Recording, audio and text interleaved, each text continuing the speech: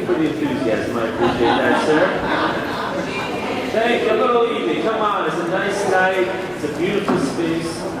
My name is Jim Alatris. I am the co-chair of the New York State Complete Count Commission. We'd like to thank, before we get started, the Borough President, Melinda Katz, for putting and helping put together this event, as well as her staff. So let's give them a big round of applause. And I know you're doing phenomenal work here. Your commission is doing a lot of work, so we appreciate the ability to come in and swoop in on your meeting time and hear from you.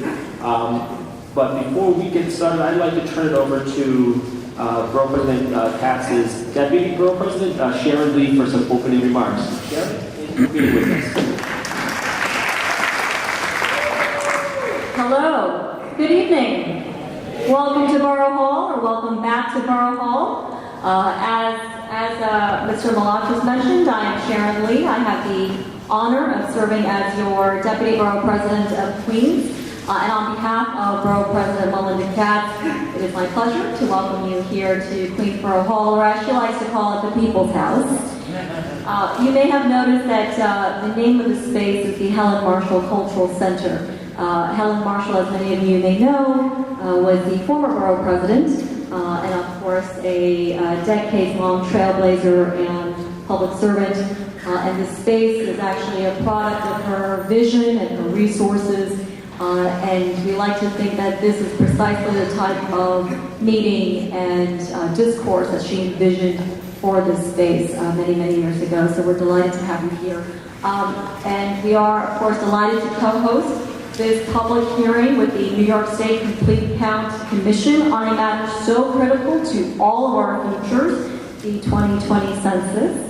And I want to thank the Commission's co-chairs, of course, Mr. Malatras, President of the Rockefeller Institute of Government, as well as, I believe, will be joined perhaps a little later by Rosana Rosado, the New York State Secretary of State. I do also want to acknowledge the individuals on this dais who represent a cross-section of exceptional leadership, and that includes from people all across New York State. I see in the crowd also we've been joined by the Honorable Carlina Rivera of the New York City Council, all the way here from Lower Manhattan.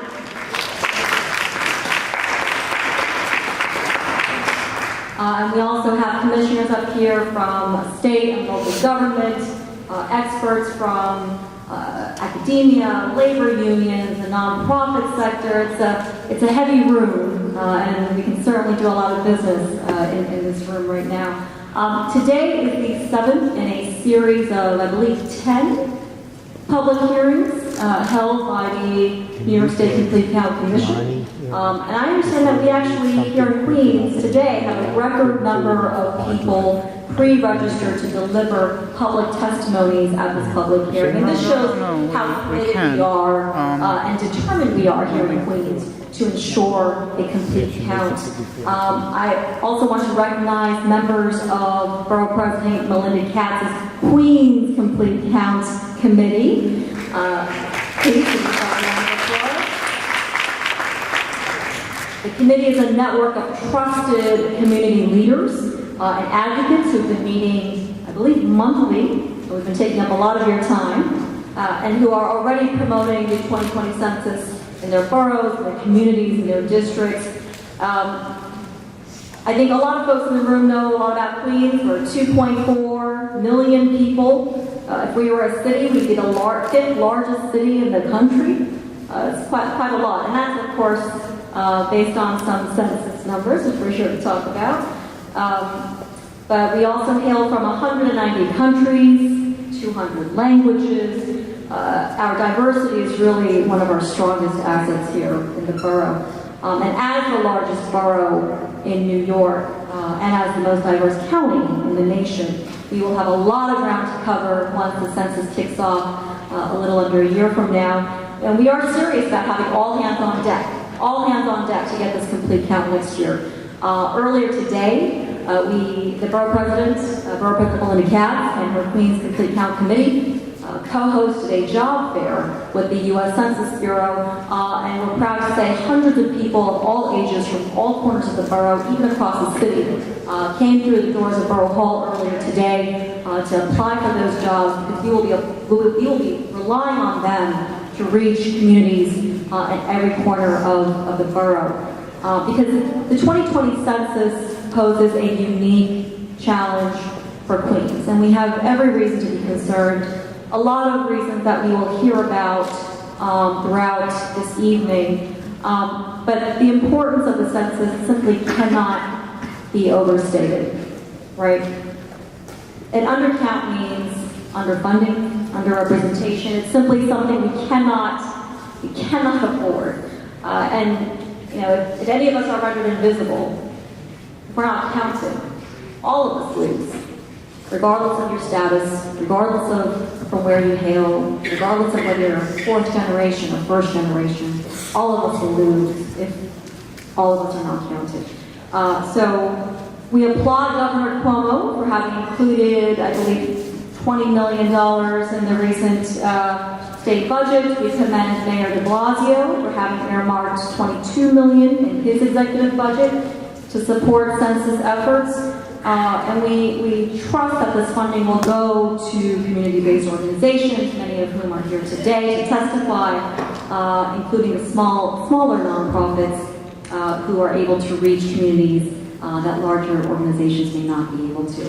And so here in Queens, we have a structure in place, we have a presence on the ground, we have trusted community partners here, and they're going to need a lot of resources, which is precisely why we are so delighted to have the New York State Complete Count Commission here to listen. And so thank you to everyone who is scheduled to deliver public testimonies, to present expert presentations. The Borough of Queens is truly grateful for your time and for your dedication, your devotion to getting the message out and to ensuring we count a year from now. And with that, thank you again for being here, and we will continue the discussion. Thank you, Deputy Borough President Lee, for those welcoming and opening remarks. You're doing phenomenal work here, so we really appreciate all that you do. The Secretary of State won't be able to join us tonight, so you're stuck with me, unfortunately. But she is doing a lot of great work on behalf of the Commission and Office of New Americans program, so she's doing great stuff. This is how it's going to work tonight, because we have a lot of people who want to speak. We're going to have some opening statements from the Honorable Carolina Rivera, and then we have a phenomenal presentation that Commissioner Simmons on our commission put together for us. And from there, we're going to turn it then to our pre-registered speaking program, and then people who have signed up tonight. We have a clock. It has the number 3 on it. It's going to tick, and it's going to get to 0. And there's a very nice-looking gentleman to the left. He smiles a lot when there's time. And when the time runs to 0, he stops smiling. And he doesn't become so nice anymore. We really want to hold people to the 3 minutes, and we're going to do it, not because we don't want to give you more time, but we have about 50 people who want to speak tonight, and we want to make sure we have the opportunity to allow everybody to speak on the record. But this is what we do. If you have written testimony, or even if you don't have written testimony tonight, feel free to submit any testimony as long as you would like to our commission, and we post everything on our website, so you can go through and see exactly what people are posting to have the opportunity to present more information. So we're going to hold you to it, not because we don't want likely what you're saying. We just want to have the opportunity to give everybody a chance to say yes. Before I turn it over to others, I'd like to introduce or have our commission members and then staff introduce themselves, and I'll start on my right with Commissioner Moore. Hi, I'm Lauren Moore. I'm Executive Director of the Pioneer Library System, a small rural library system in Canandaigua, New York. I'm also the chair of the New York Library Association's 2020 Complete Count 2020 Census Committee, and I'm also a member of the Bigger Lakes Digital Inclusion Coalition. Hi, I'm Joe Salvo, Director of the Population Division at the Department of City Planning. Many of you think already know me. Queens is my adopted borough. I direct demographic research and involved in all kinds of technical elements, in fact, providing support for the city's outreach coordinator, Julie Menon. I'm here tonight. I look forward to hearing what you guys have to say. and his nickname is Dr. Demographics. So if you want to refer to him as Dr. Demographics. Hi, good evening, everyone. I'm Beaton Sophie. I'm the Commissioner for the Mayor's Office of Immigrant Affairs here in New York City. I'm so delighted to be here in Queens because I know so many of you and I've worked so closely with so many of you. You do phenomenal work across this borough for our immigrant residents. Thank you to Susie Tenenbaum and Borough President Katz and your entire team for hosting us, but also for your incredible commitment to the immigrant task force that you run and ensuring that all New Yorkers across the borough have access to information and services that they need.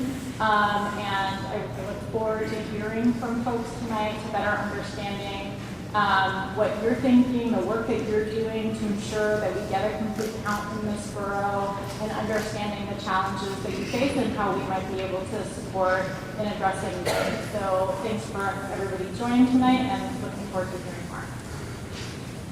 Hi, my name's Andrew Beveridge. I've taught at Queens College for over 30 years, and I've run a demographic service called Social Care outside the Department of the Graduate Center.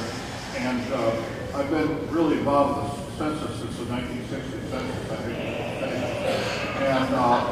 And it's very important. Not only is it necessary now, and I mean we all know that it allocates $880 billion federal dollars, and as I tell my students, the census is really just about two things: power and money. And so if you don't get counted, you don't get the power, you don't get the money, and that's really kind of what all of this is about. And so I think it's very important, and that's really quite encouraging to see this many people here tonight, ready to sit here for probably about 3 hours, related to issues of trying to get the census to be complete, particularly in the context we're in, with kind of an attack on many of the people who live in Queens or who are children of people who live in Queens. So I really look forward to listening to you.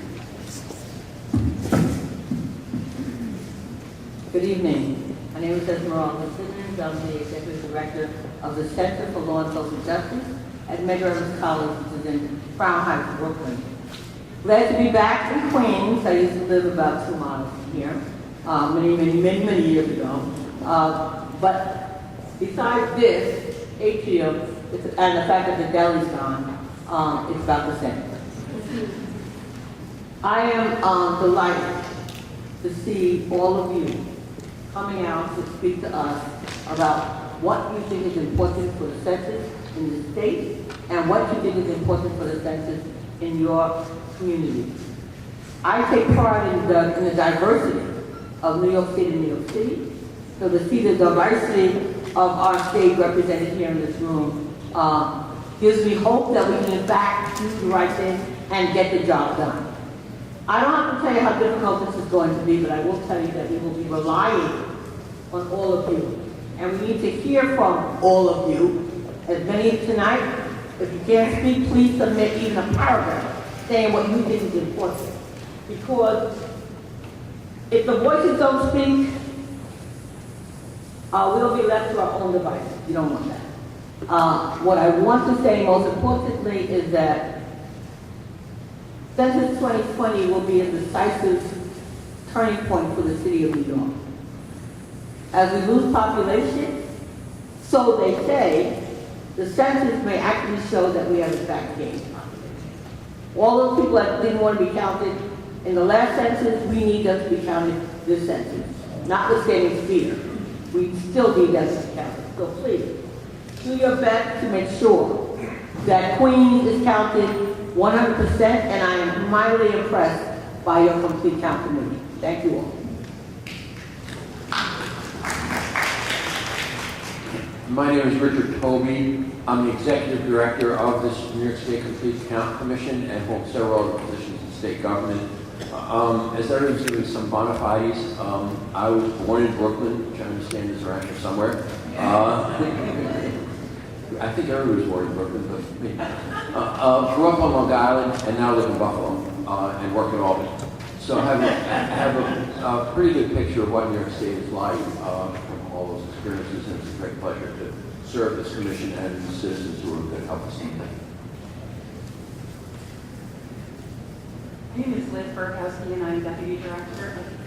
I'm also a Buffalo person, and I've been spending a lot of time in New York City, though, lately, so I'm thrilled to be here again, and it's actually my first trip to Queens, so it's a great way to come. Thank you. Rich told me Elizabeth, Rich is the executive director and he manages the entire staff. He's been all over the state, as he mentioned, but he's only 21, so he's done it in a very short amount of time. So let's give him a big round of applause, too, for running the commission so well. And now I'd like to turn over for opening remarks. I'd like to bring up the Honorable Carlina Rivera, who's also the co-chair of the New York City Council Census Committee. Thank you for joining us tonight. Thank you, everyone. Thank you for having us out. All right, I got it. There we go. Okay. Because I would have projected. I want to thank everyone for being here. Honestly, it really does give us a lot of hope to see you all here.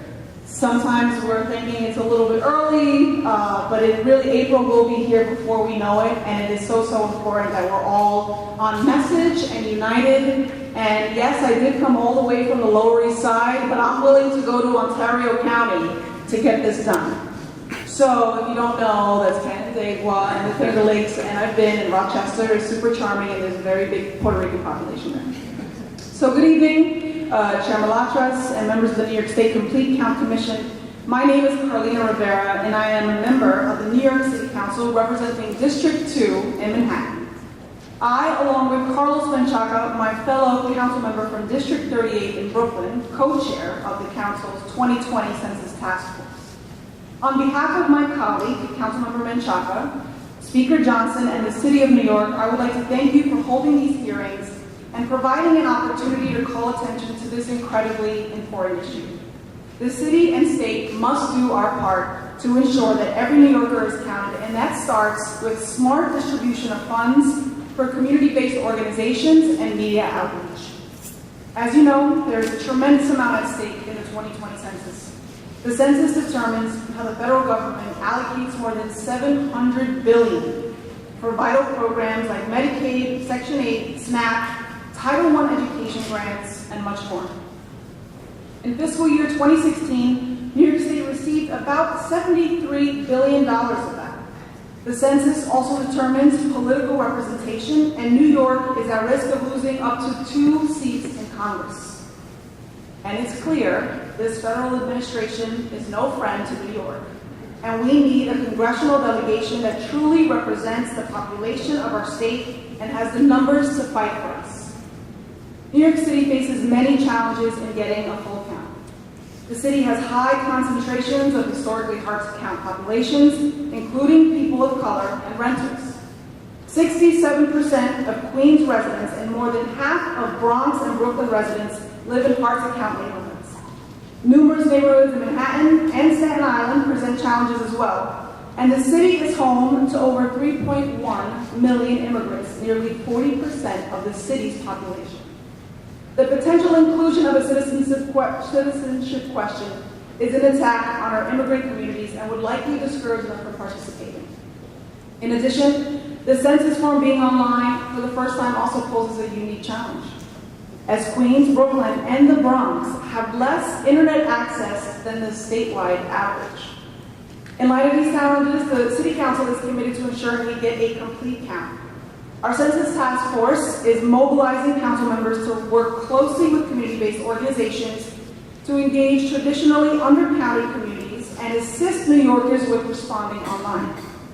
We are partnering with the mayoral administration, the Federal Census Bureau, New York Counts 2020, the Association for a Better New York, and other groups on the ground to ensure that every New Yorker is counted. The census is also a major job opportunity for New Yorkers, and with distrust of the federal government at an all-time high among immigrants and other vulnerable communities, we need to ensure that census taker jobs go to New Yorkers who reflect their communities. We are working with our partners in the city to help recruit New Yorkers for these jobs and are calling on the federal government to allow green card holders to be eligible for these jobs. The City Council and advocates called on the mayoral administration to allocate $40 million for the census, including $20 million for CBO outreach. The administration recently announced that it has allocated $26 million, and we're still learning the details of how that money will be distributed and what a portion is for CBOs. While we are disappointed that the funding fell short of the $40 million we need, this is a step in the right direction. We hope the administration will recognize the importance of this outreach work and will consider increasing their funding in the final budget that we passed this summer. At the end of the day, whatever amount the city agrees upon, we know they are committed to distributing this money quickly and efficiently to fight hard for a good count, but we cannot do it alone. We need the state's help. Our call to you is twofold. First, in line with the proposal from the Fiscal Policy Institute, half of the $20 million in the state budget must be allocated to the city as we contain half the hard-to-count population. Second, we ask for the efficient and expedient distribution of these funds to city-based CBOs so that census education and outreach can begin immediately. CBOs know their communities best and are the trusted voices we need to rely on to get the message out. In a Quinnipiac poll released in January, 46% of New Yorkers said they would be more likely to fill out the census form if they heard it was important to participate from a local CBO. CBO engagement rated high in this poll than any other source of engagement, such as social media or a local elected official. As elected officials, we have an important role to play, but we have to rely on CBOs as the real boots on the ground in this fight and give them the full support that they need. We are in competition with other states for a piece of the federal funding pie. California has already allocated over $100 million to its census efforts. They know what is at stake, and they are serious about delivering a good count for California. New York needs to follow up its fiscal commitment with a well-coordinated disbursement plan.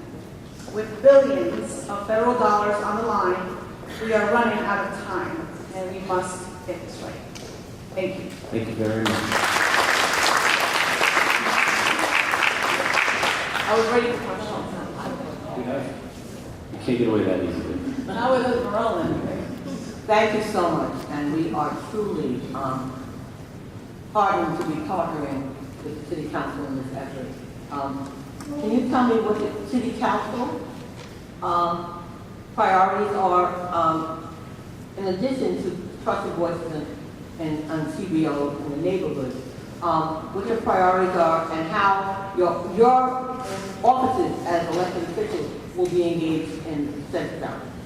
So absolutely. As someone, I used to work at a community-based organization for many years before I became a city council person, and there was nothing like that conversation to be had with someone when they're giving you trusted information. So right away, we all have to be on message, and no matter what happens with the citizenship question, clearly it's private and confidential. The political climate has already done enough damage.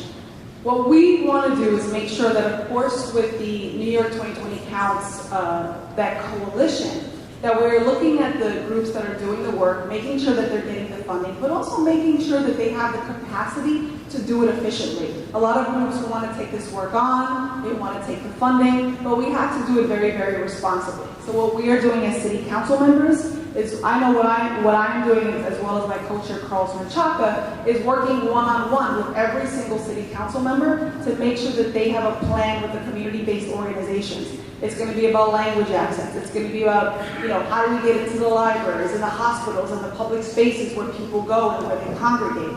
And what we're doing is making sure that the partnerships, of course, are important, right? It's CUNY, it's AbbVie, it's the mayor's office, it's small business services, workforce, and making sure that we're getting them the funding that they need, that we're recruiting, so that way when someone goes and knocks on the door, it looks like the neighbor who knocked on your door to borrow a cup of sugar earlier in the week, right? But also briefings and targeted messaging. So we're just making sure that we are constantly speaking to our elected official colleagues, but also some of them have historically undercounted communities that culturally we have to be very sensitive and responsible. So I've been going all over the city and trying to go to all 5 boroughs to make sure that when it's appropriate and when it's relevant, that's when we can come in. Because a lot of times people don't want to hear from an elected official, right?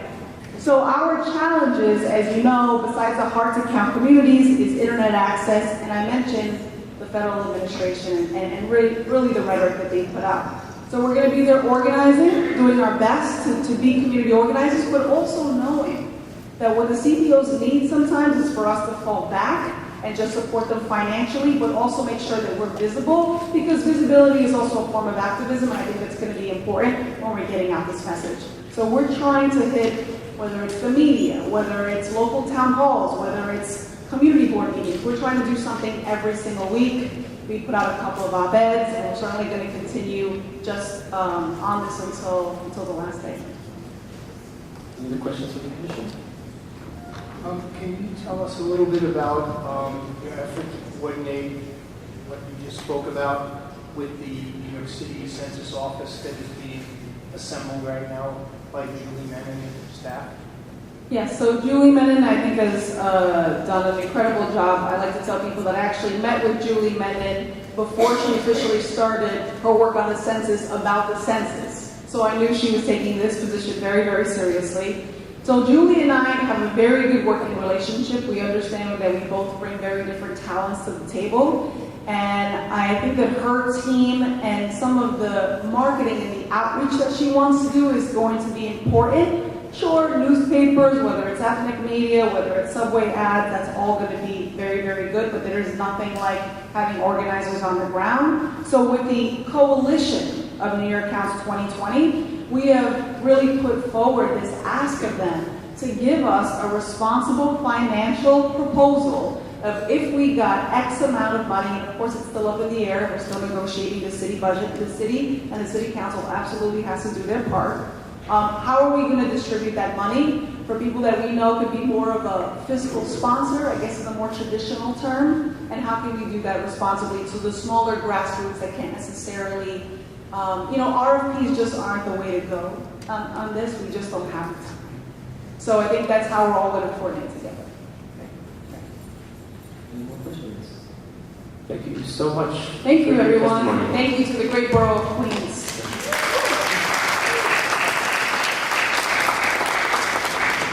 I'd like to call up Lori Daniel Favors and Zulema Blair, who are from the Center for Law and Social Justice at Medgar Evers. I think someone on our panel knows them really well for our formal presentation.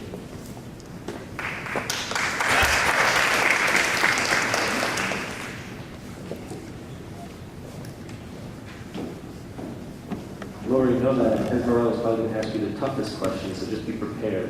I'm used to her tough questioning. It's very good training. Good evening.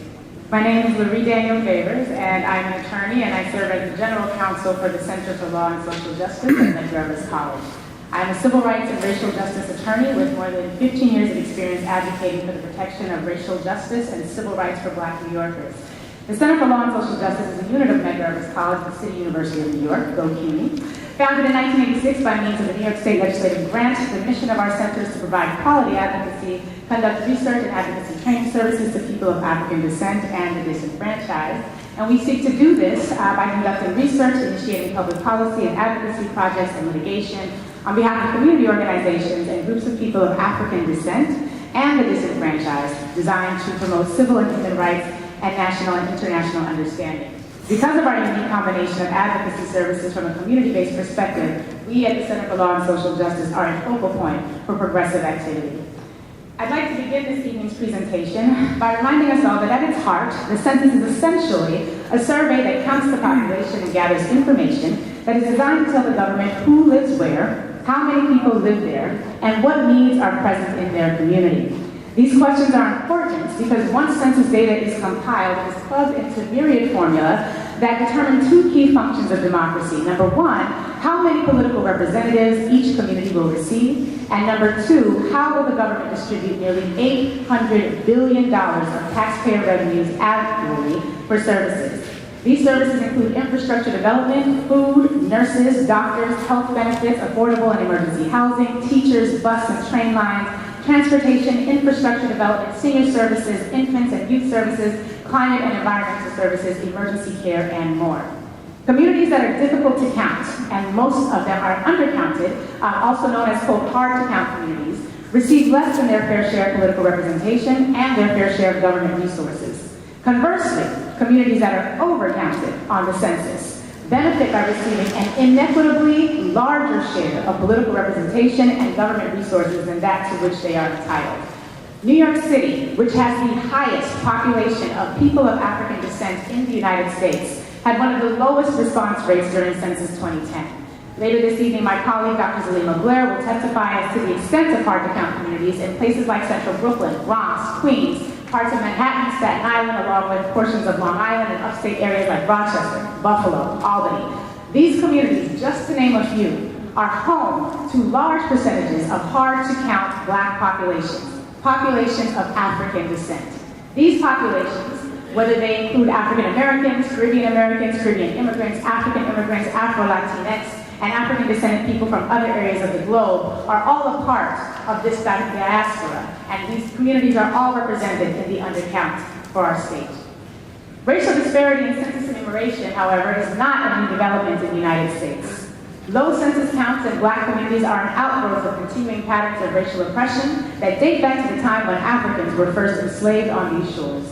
When government or community groups engage in census outreach or education in African-descended communities without considering how race and racism have historically shaped Black community census participation, we essentially undermine our efforts before they even begin. One of the earliest references to counting people of African descent in the American Census count is found in the 3/5 clause of the United States Constitution. Contrary to popular belief, the 3/5 clause was not about Black humanity. The 3/5 clause was actually a tool of the census. It was merely the fraction that was used to apportion additional political representation in Congress to slave-holding states.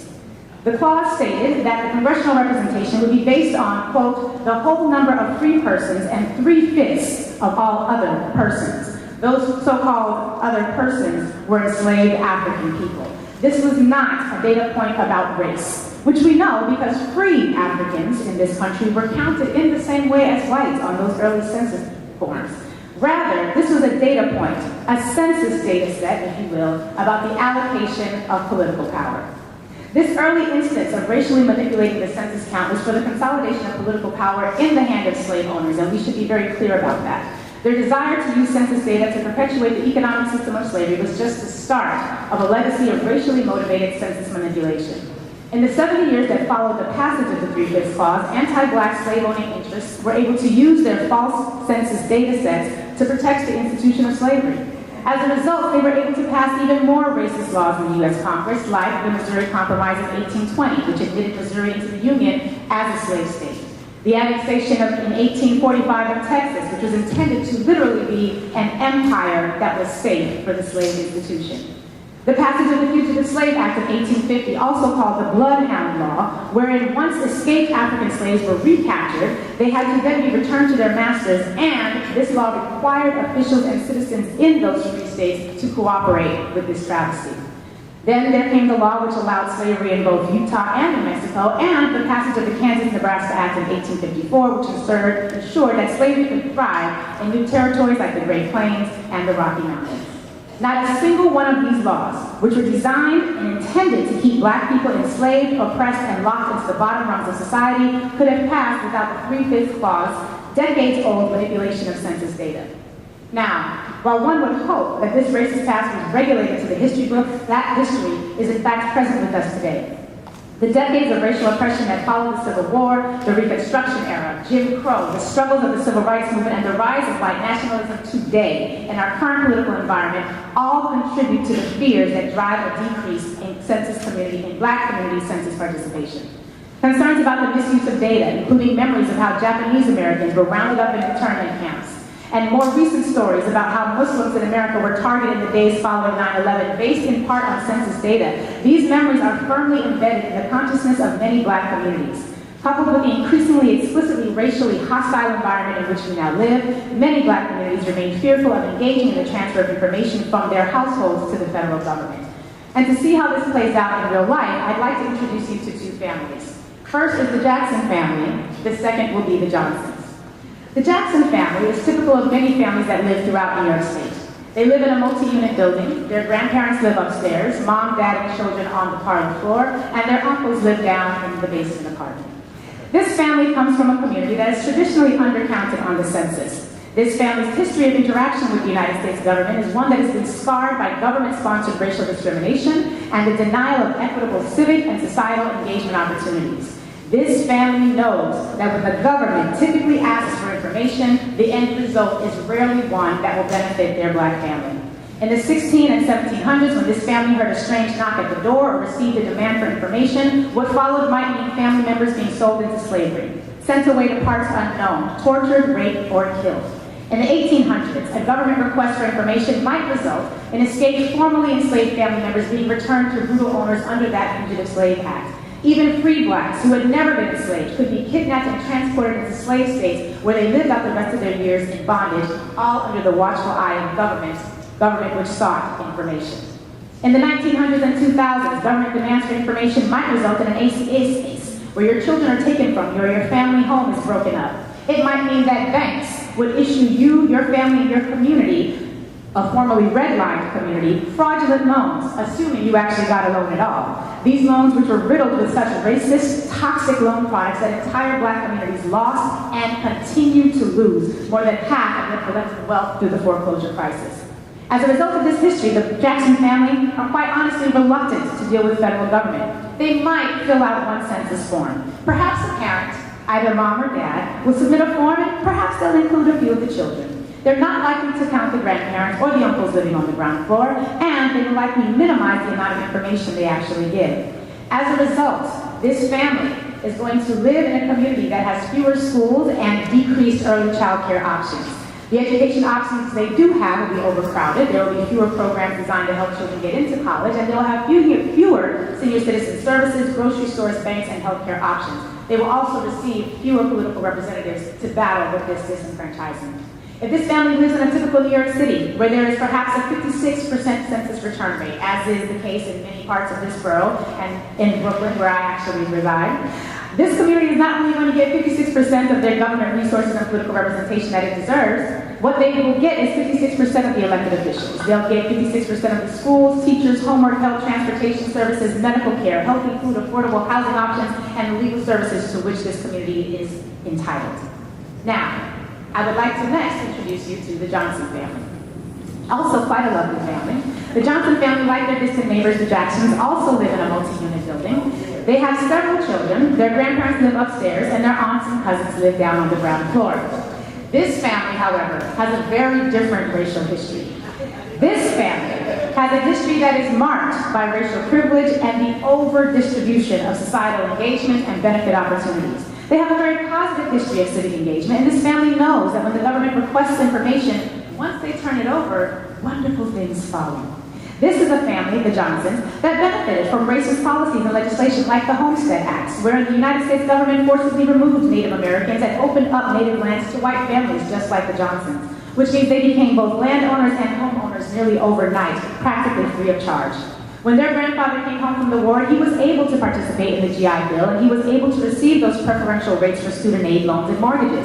And as a result, the Johnson family was able to grow the wealth they received in the form of free land and housing, and they increased that wealth with education and housing benefits that were racially distributed to whites and often whites only.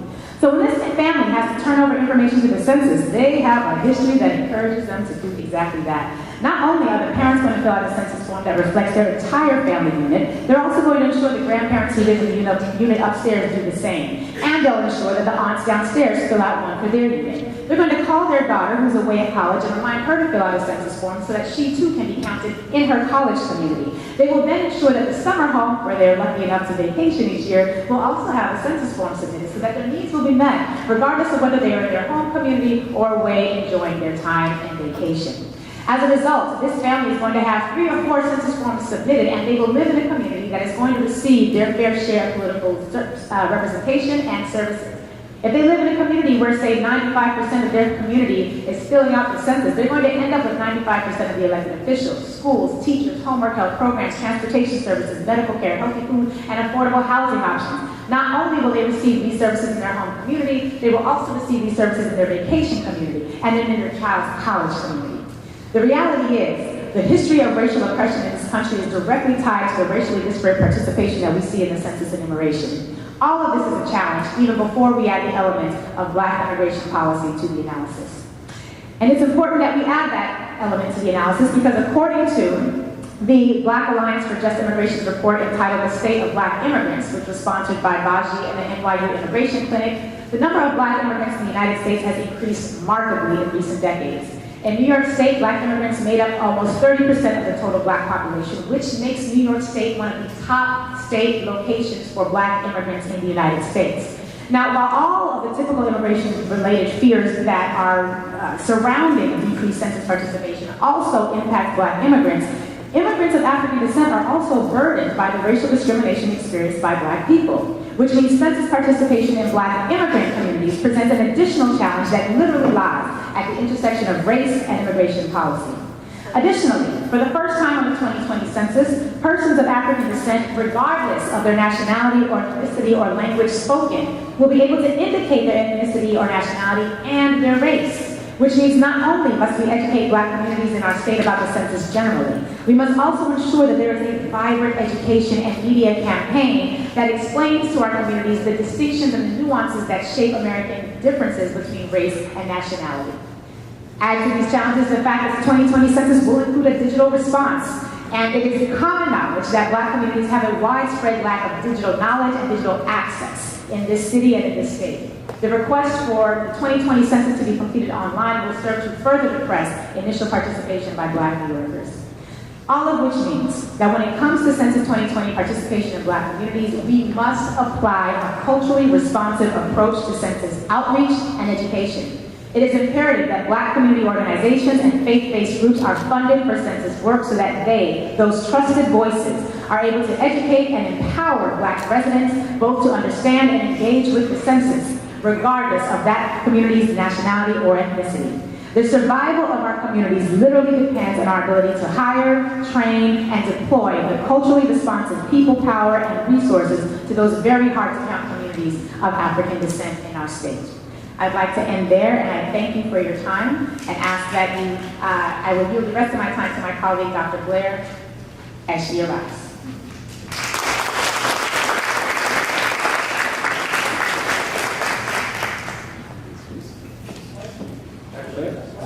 Questions from the commission? Okay. Thank you so much for that. I think, we're one of the immense challenges, of course, that we have is really thinking about exactly what your presentation speaks to, which is what are the reasons that communities are undercounted, and what are some of the ways that we can surmount those challenges. And so I'd like to know kind of both from the historical perspective that you definitely brought, but also obviously your experience working with communities, what you think are some of the key things that need to happen to try and surmount those challenges. Absolutely. Because of as you outlined in your question, these are the sets of challenges that are currently besetting our organization. We convened the New York City Black Leadership Advisory Coalition for Census 2020, which is a Pan-African coalition that is designed to explicitly speak to these issues. We've, since 2017, have engaged in a number of train-the-trainer sessions.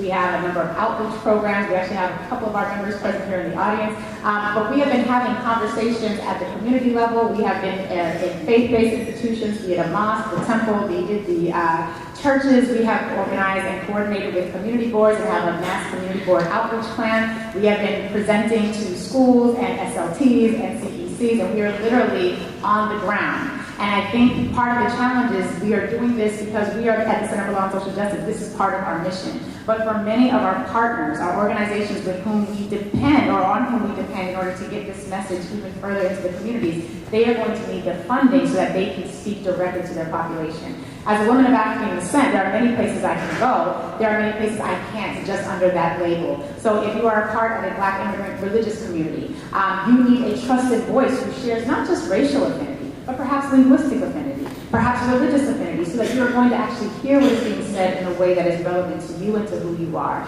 And that's the reason that we started the coalition, to begin that work, but we certainly do need to see more of that being done. Unfortunately, when we typically hear about the conversation as it pertains to immigration and census, we don't often see an African descendant face. And so many people for whom that conversation is quite relevant aren't even a part of the discussion and don't relate to those who are having the discussion because their issues are not being included. It would be wonderful if there could be an expansion in that discussion to include members of the immigrant community who do hail from African descendant countries, particularly because they are also victimized by the racial terrorism that is increasing throughout the country today.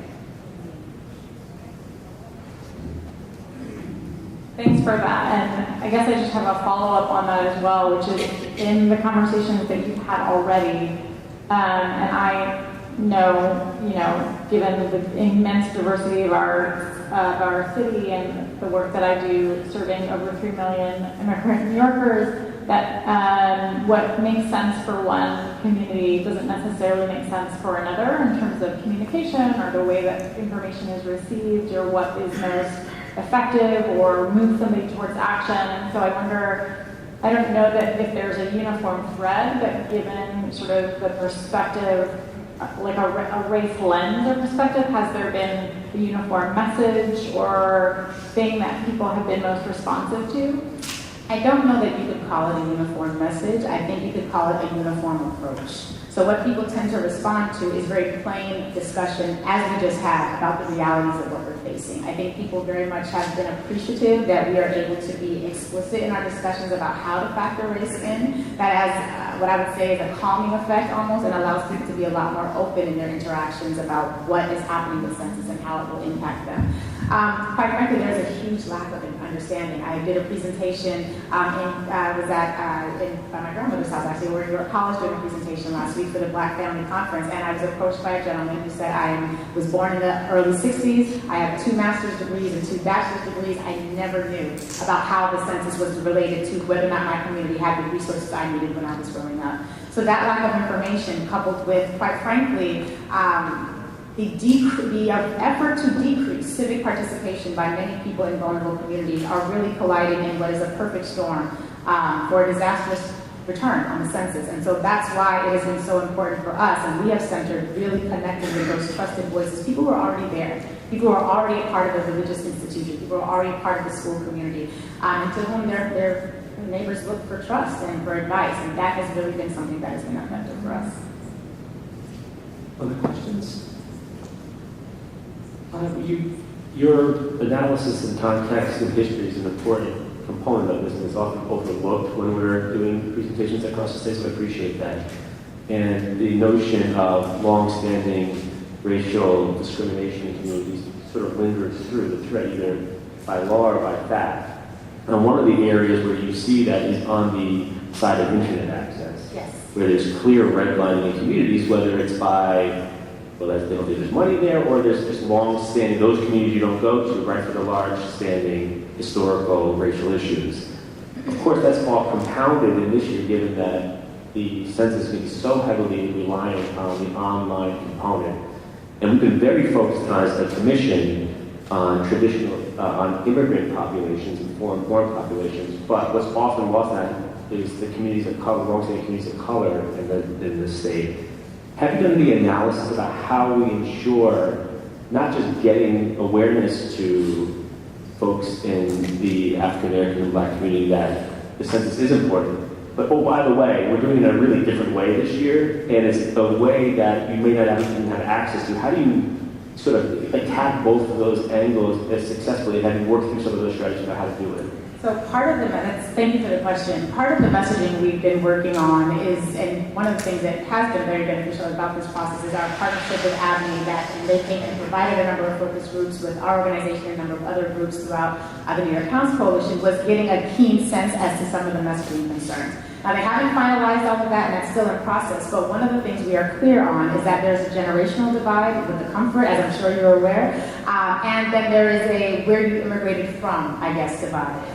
So generationally, many of the elders with whom we've spoken, they are active members on their cell phones, they have their own groups, they have the apps that are designed specifically for them.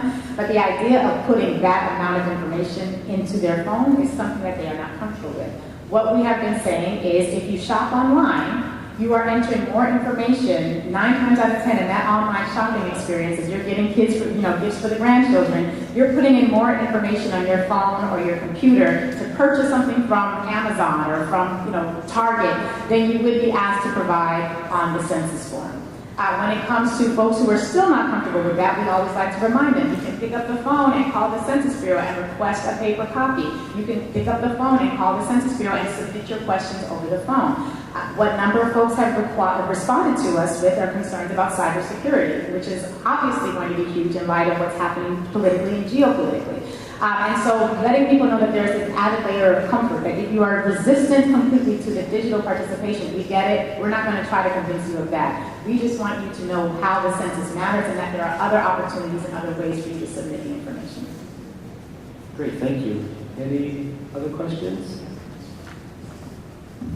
Mr. Simmons.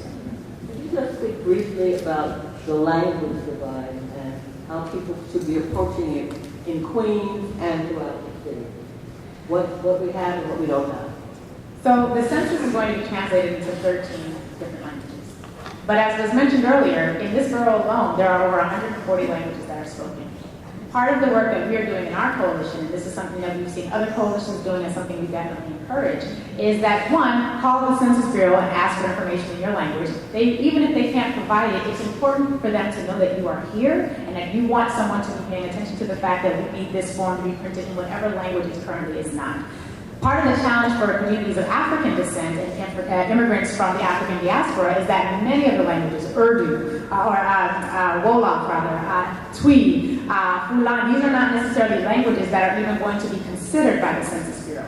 And so if we are going to meet these communities where they're at, we have to partner again with those trusted voices who are in their community, work with them to get translation, and work with them on interpretation so that the presentations can be relevant for them, culturally competent, and are actually designed in a language with which they are most comfortable. But we need help with translation. I know that organizations like ABNY has done a lot and is offering themselves, but many of these small organizations aren't connected in that space. And so they need to know that there is translation services available. If there are services available beyond ABNY, they need to be made readily available to these communities, particularly those communities that do not have, or those community organizations that do not have what we would sometimes call the sophistication to understand how to go out and secure those services on their own. That's an interesting point, and it's something that we hope to connect more of the communities across the state. This is an issue that we faced and heard in Buffalo. And in Utica, our recent hearing, we got that the Census Bureau wasn't translating as many languages as they could. And the Department of Labor, the commission's not here tonight, but the Department of Labor translates in 200 languages themselves, and they've offered up services, but some of this is just a massive coordination effort. Sometimes it might be a CBO or a not-for-profit or a state entity. It's who organizes and coordinates it. I think it's something we're going to have to participate and help with. Yeah. And departments of education that service wide variety of language speakers also are a source of support that can be tapped. Thank you very much for your testimony. Thank you.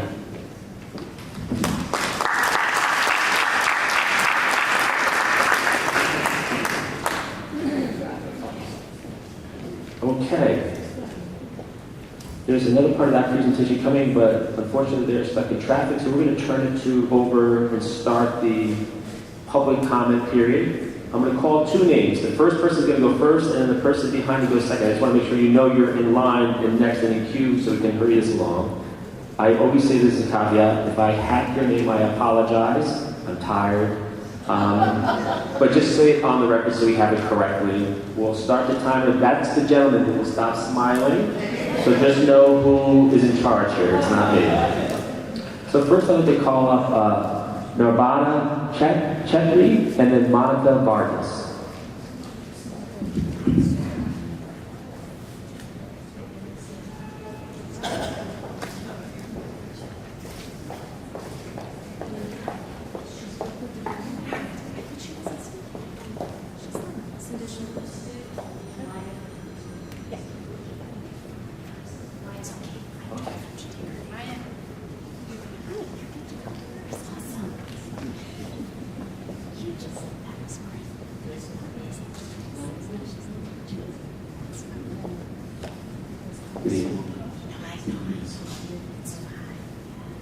Good evening, everyone. My name is Maya Tulum. I'm the case coordinator at Adhikar, and I have worked with thousands of Nepali-speaking members in our community over the course of the last 4 years working at Adhikar.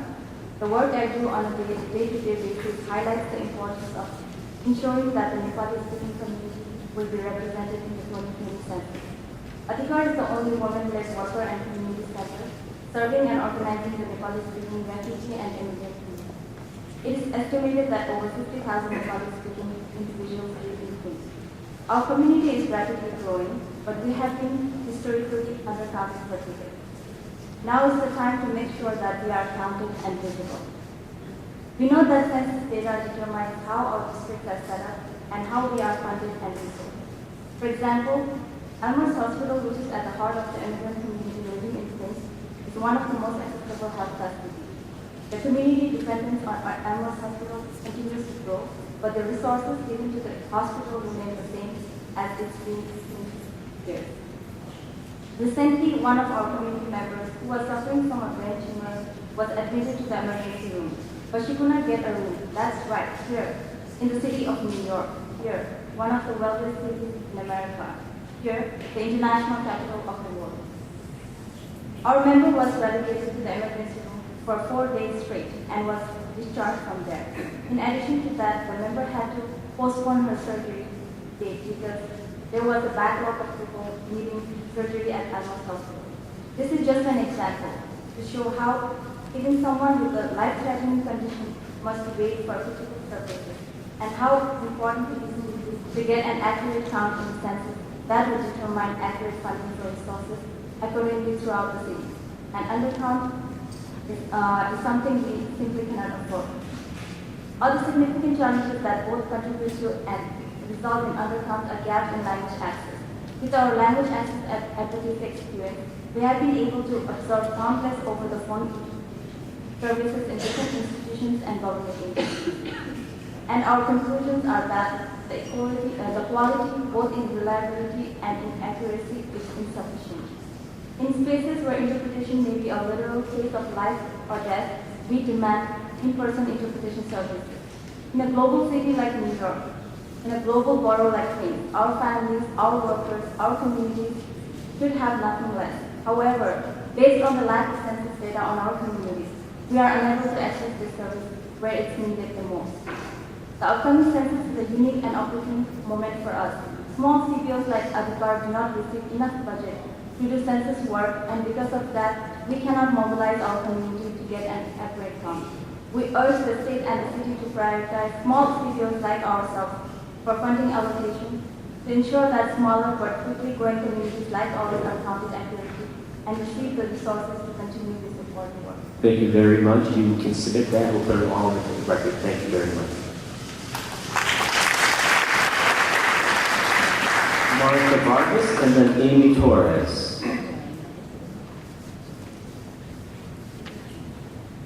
Monica. Okay, Amy Torres. That's something we said. Rachel Bloom and then Bob Kaplan.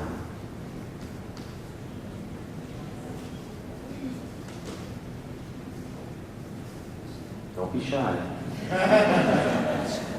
Commissioner Mustafa does not buy you. Stephanie Zeinerman.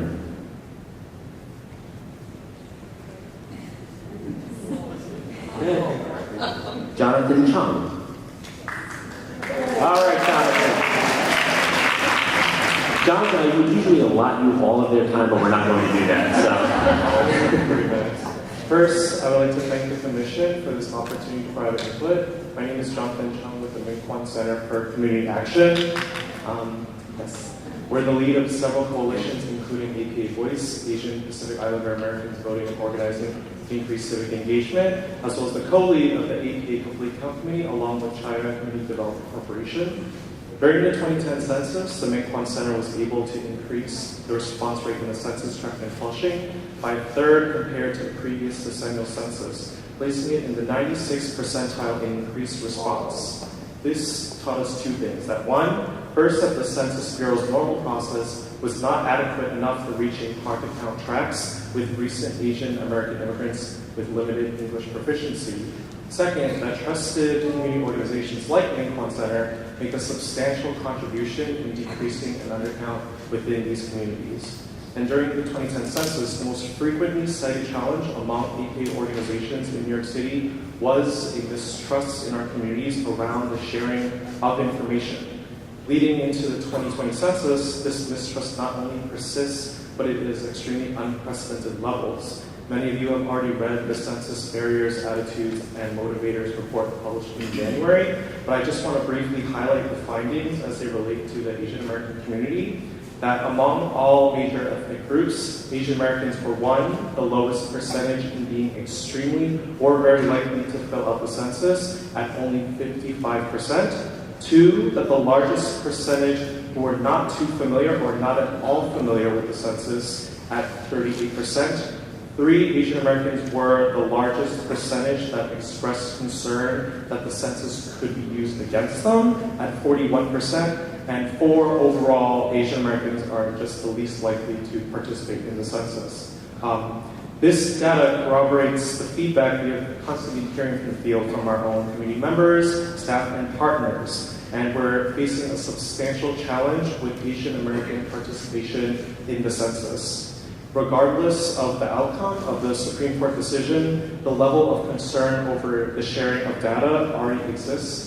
And trusted community groups will have to do more outreach for the 2020 census than previous cycles, accounting for the changes that are in the census, such as with it mostly being digital.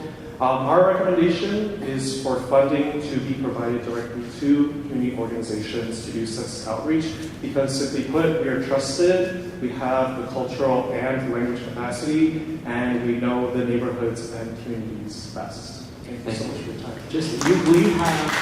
Do you have written testimony for us? We'd like to get that. Quick question. Yeah. You talked about what sounds like an incredible success 10 years ago. Can you speak more specifically to what you guys were able to do, or what the organization was able to do that was found to be the most successful? So in 2010, I was graduating from middle school. I was not with the main concept. So maybe not you. Well, for the record, Rich Toby right there was also graduating from middle school. Yeah, but from what I know from Minquan's history, it's very deep in the community. Some of the strategies that Minquan Center used were art competitions in schools, getting students to do art related to the census, and then that would help build a community and education around the census, involving teachers, parents, getting this image in their homes, and just getting people to think about the census was extremely useful. Using mixed media and mixed language strategies, so the Minquan Center at least works really closely with the ethnic Korean and Chinese press, and in that way we're able to reach a population that probably only reads in the ethnic media. And then additionally just trying different get out the census activities, doing outreach in different languages really helps with just building that rapport with community members, letting them know that the census is happening, which they otherwise would not be able to learn about with most of the outreach being done in English, for example. Thank you very much.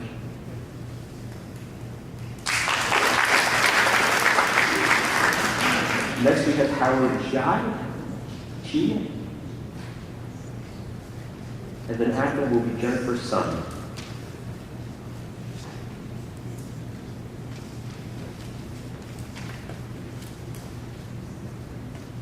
Hi, I'm Howard Chi, Research and Policy Director at the Asian American Federation. This is going to be my third census, so I haven't caught up to Dr. Beveridge yet, but I'm going to work on it.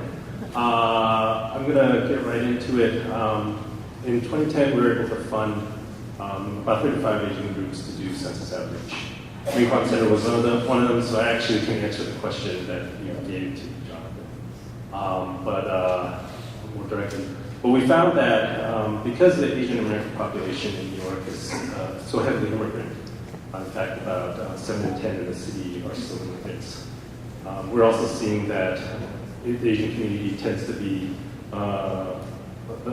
a huge proportion haven't even been through a census in the United States. 70% of the state have moved to the country after the census was finished last time around. And in the upstate region, this is even higher. About 1 in 3 Asians living upstate have never been through a census. So we have an awareness issue in the Asian community. They don't know what the census is, what it's for, and how valuable it is. The second thing that we need to do is be able to address language needs. We now have 13 languages being fully supported by the census, but none of them actually address some of the fastest growing Asian communities in New York State. So these are Nepali, Burmese, Indian, Bhutanese, Thai, Indonesian, and Pakistan. None of the languages that are being fully supported are service those communities. We also need to, Jonathan mentioned all of the great work that the Census Bureau has done, and there's a lot of other focus groups that are showing what a challenge it is to make sure that Asian Americans understand that the data is secure. I think we mentioned the use of census data of Japanese internment. All of those issues weigh heavily on the Asian community. So we really need to show that our communities benefit directly. We need to be able to give our CBOs the resources that they need, the messagings that they need to be able to tailor the messages to show that the programs that they're able to give to their communities are direct results of the funding that they receive due to the census. We also need to reassure our communities of the safety of their information. We need to ensure that even though there's this whole discussion about the citizenship question, that they continue anti-immigrant policies, but we need to assure them that there is legal protections in place to prevent their data from being shared with other federal agencies. But that message needs to come from trusted community voices. Coming from government doesn't help. We also need to make sure that the census is easy to complete. The 2020 census, everybody's saying, it's the first internet census. 14% of Asian households in New York City do not have internet access. 9% in the upstate counties do not have internet access. So we need to work with libraries. We need to work with community centers. We need to work with organizations to create safe community spaces for people to be able to respond to the census. Thank you. Thank you very much.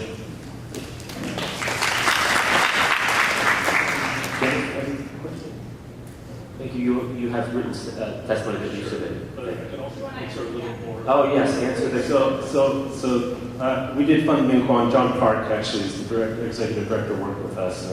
We knew what Minkwon did in 2010 that was so effective. They went door to door. They brought people and they did teams of Chinese and Korean speakers door to door in that particular area, and that's how they got the response rates up so high. The male response rate so high in that particular district. They targeted it because we looked at male response rates in 2000, and we knew that was going to be a really hard district to crack. So they did that, and they also did phone banking. So it's that touch that really increased response rates. Could you speak a little bit about the fantastic census events that Minkwon held at their office? I know because I was at one of them, and there were over 200 people there because it was basically like a party, but you had to fill out the census. Yeah. So they also did all of these events where they basically created census days. So the Asian community loves food and they love freebies, right? So that's how Greece too, but as a Greek, we love the same thing. Yeah. Fun food events, fun those things. That's how you engage. You have to go to where people are, right? You got to go engage them in their daily activities, make it part of their daily routine, and then they will participate. But you have to do all of that outreach stuff, but that last step sometimes is forgotten. Is that how you got folks comfortable with the door-to-door? Because we had testimony from one of the Hispanic organizations where they were very leery of the internet component.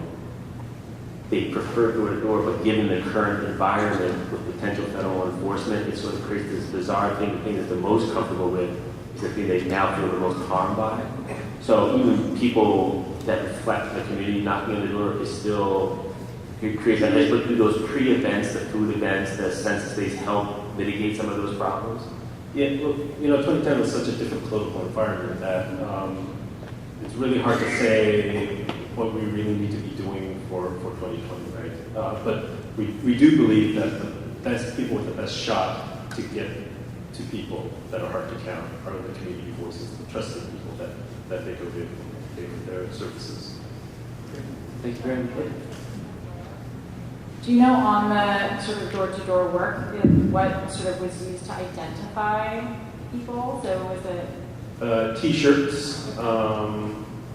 There's also, a public kickoff so that in the media people know that this thing is happening. So you sort of have to do a little bit of prep work. But Minquan also has a strong presence in the community. So if people see them that they have a Minquan T-shirt on, they're more likely to. So it's, again, community trust. Thank you. Jennifer Sun.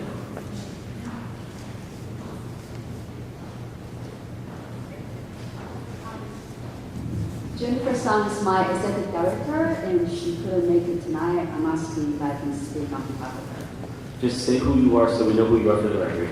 Crystal Fan, project manager from Asian Americans for Equality. Thank you for giving us this opportunity to testify in front of you. Asian Americans for Equality, AFI, is a 45 years old community development and social service organization dedicated to serving Asian Americans and all of those in need throughout New York City. Each year, AFI counselor assists approximately 10,000 community members in completing citizenship application, renewing green card, filing family petitions, acquiring affordable housing, battling against a shady landlord, applying for critical safety net government benefit, and many other issues. AFI is proud to be part of the Queensboro President's Count Committee, and our organization serves communities throughout New York City, in Queens, particularly Flushing, Jackson Heights, Amherst, Corona, and Forest Hill, Manhattan, Chinatown, and Sunset Park Village, and Denver, in Brooklyn. We at AFI are committed to a fair and equitable census. A complete count is imperative to make sure our underserved and underrepresented community receive their fair share of government resources. AFI serves many hard-to-count neighborhoods where language and cultural barriers have undermined an accurate census count. A decade ago, many people in Flushing, Manhattan, Chinatown, and other areas were overlooked. In 2020, anti-immigrant policy, misinformation, hateful rhetoric coming from Washington, and the prospect of the citizenship question being added to the census form will make our work even more difficult. The City of New York has committed $20 million for census outreach, while the state eligible companies will applaud this investment, but more funding is necessary to ensure that everyone is counted. Grassroots groups are trusted in community of powers and have the necessary language and logistical skills to conduct effective census outreach. AFI plans to engage the residents in more than 1,000 buildings the organization manages throughout New York City, small business owners through our affiliate Renaissance Economy Development Corporation, and more than 20,000 community members who access our social service program each year. We are especially concerned about the U.S. Census Bureau's reliance this year on digital census forms. Many members of our community have no access to computer or the internet. There's still a wide digital divide in the neighborhoods we serve. AFI is prepared to assist community members in filing out online forms, but this will be a labor-intensive undertaking. We urge city and state government to provide adequate resources to community-based providers working to bridge the digital divide in the 2020 century. Thank you very much.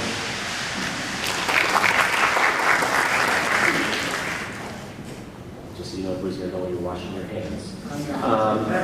We'd like to just take a break from bigger indulgence because our second speaker has arrived, Ms. Blair, for her presentation. So if you would like to come up, please, and finish up from bigger indulgence. Thank you. Up on the podium.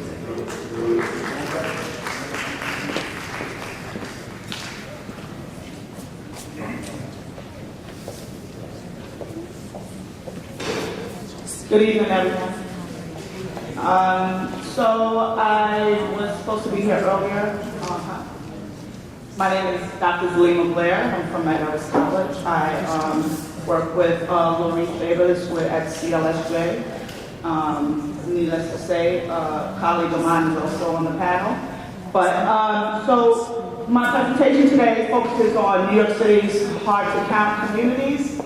And hard-to-count communities, as we know, the census defines them as people who are quote unquote hard to interview, hard to contact for a variety of reasons, phone, etc., hard to house, a lot of people in group quarters, no internet access. I heard someone alluded to that earlier. And what's key is because the census is primarily male, a male response rate of less than 73%. So that's the threshold that the Census Bureau used, 73% return. So in looking at census tracts, you want to look at those who had less than 73%. And even if you go, I don't know, statistician in the audience, 72.5, so go below that 72.5 threshold because it could easily be rounded up and not taken seriously. And transient populations, people who move a lot, especially younger populations or people in group quarters. So these are people probably who don't live in traditional housing or anyone with mental or physical disabilities. Also, you know, to go on a political advocacy route, people who distrust the government. And of course, with citizenship question in limbo, undocumented immigrants, non-English speakers, racial and ethnic minorities, as has always been the case, and again, highly mobile people. So if we break it down from borough to borough, and want to consider how the census will handle some of these particular issues, you really want to do some research on the language needs of the different communities because only 12 different languages get mailed out, although they do 59 different assisted languages when they come around and do door-to-door things. But the biggest thing I would focus on now is the internet. People who don't have any internet because a lot of handheld devices will be going out and they're relying on the internet to save funds for people to respond and to the census forms in that self-response rate. So how does the Bronx look? Well, there are 339 census tracts, and to give you a little bit of statistics, 55% of that have 30% black population. And why do we choose 30%? Because we're focusing on the plurality of that district, of those particular counties. 81% have Latino population that are 30% or more, and only four census tracts. So those wasn't even a significant percentage, but only 4% census tracts for Asians. But 55% of the Bronx County had a male response rate of less than 73%. So that's going to be huge in terms of how we measure that undercount and how we try to turn individuals out to complete their census form. 29% had at least 10% of the homes with no internet access. So how the Census Bureau separates some of these particular issues, they see whether or not, even if they have it on their phone. So it excluded all of these different broadband access. 10% have no internet access at all, not even on their phone in 10% of these census tracts. And of that, 55% of those census tracts are black and 74% Latinos. For Kings County, 55% of the census tracts are black, 19% Latino, 9% Asian. But Kings County suffered the most in terms of 84% have less than the 73% threshold for the male response rate. So again, how much resources is put into that particular county is significant, and how we advocate for Kings County is significant as well. 33% have low-income populations with 30% have poverty levels below 100%. And 21% have at least 10% of the census tract, 10% no internet at all. So 21% of Kings County have no internet at all. And 56% are not citizens. Of those census tracts, of the 423 census tracts in Kings County, are not citizens. So in terms of analyzing where a lot of resources need to go, being that it's the largest county, and we would expect a higher rate of these different informalities, you would definitely need to put more resources. It's still 84% for low male response rate. It's still a huge significant issue. For Queens, right where we are, 33%, there's 669 census tracts, but 33% are Black, 39% are Asian, and 34% are Latino. 64% have a male response rate of less than 73%. Okay, the next largest county. So 6%, only 30% will have poverty levels below 100%. Only 6% of those census tracts have issues in terms of low-income population. And 10% of the census tracts, or at least 10% of the population, have no internet. And 13%, well, I'm not sure, this sounds a bit skeptical. There is a significant sampling error here, but 13% of the census tract, where at least 10% of the population are not citizens.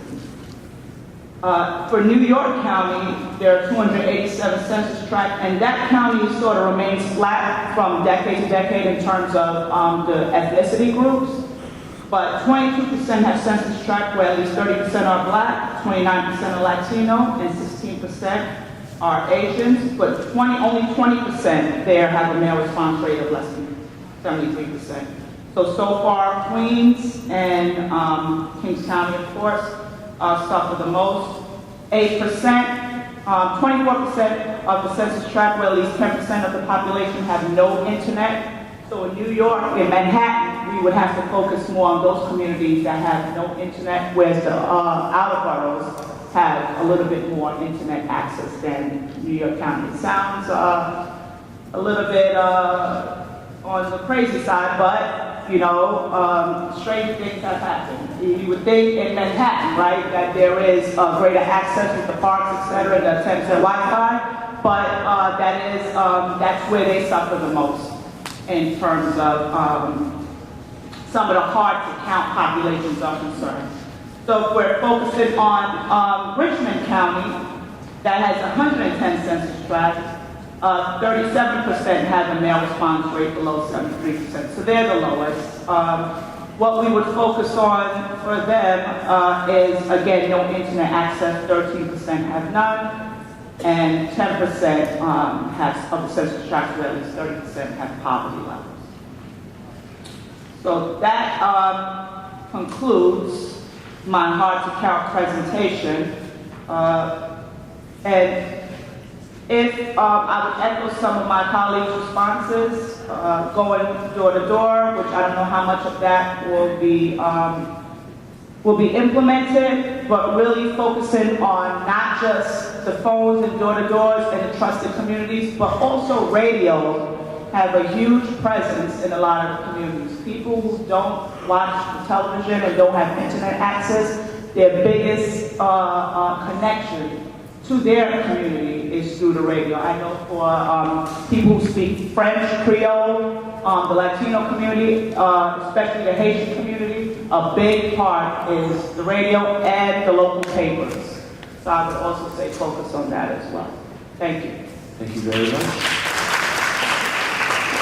Don't go anywhere just yet, just in case there's questions. Questions taken from the commission?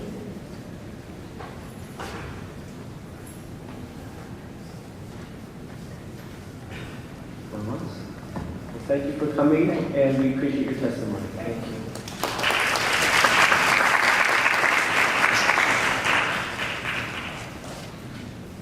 Okay. Next is Ali Rashid, and there's going to be Akazia Bamberg Salani.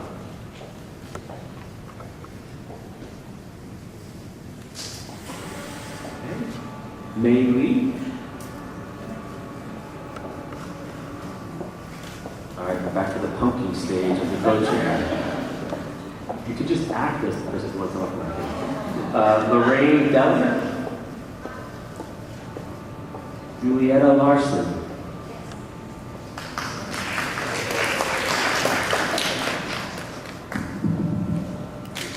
Good evening. My name is Julieta Larsen.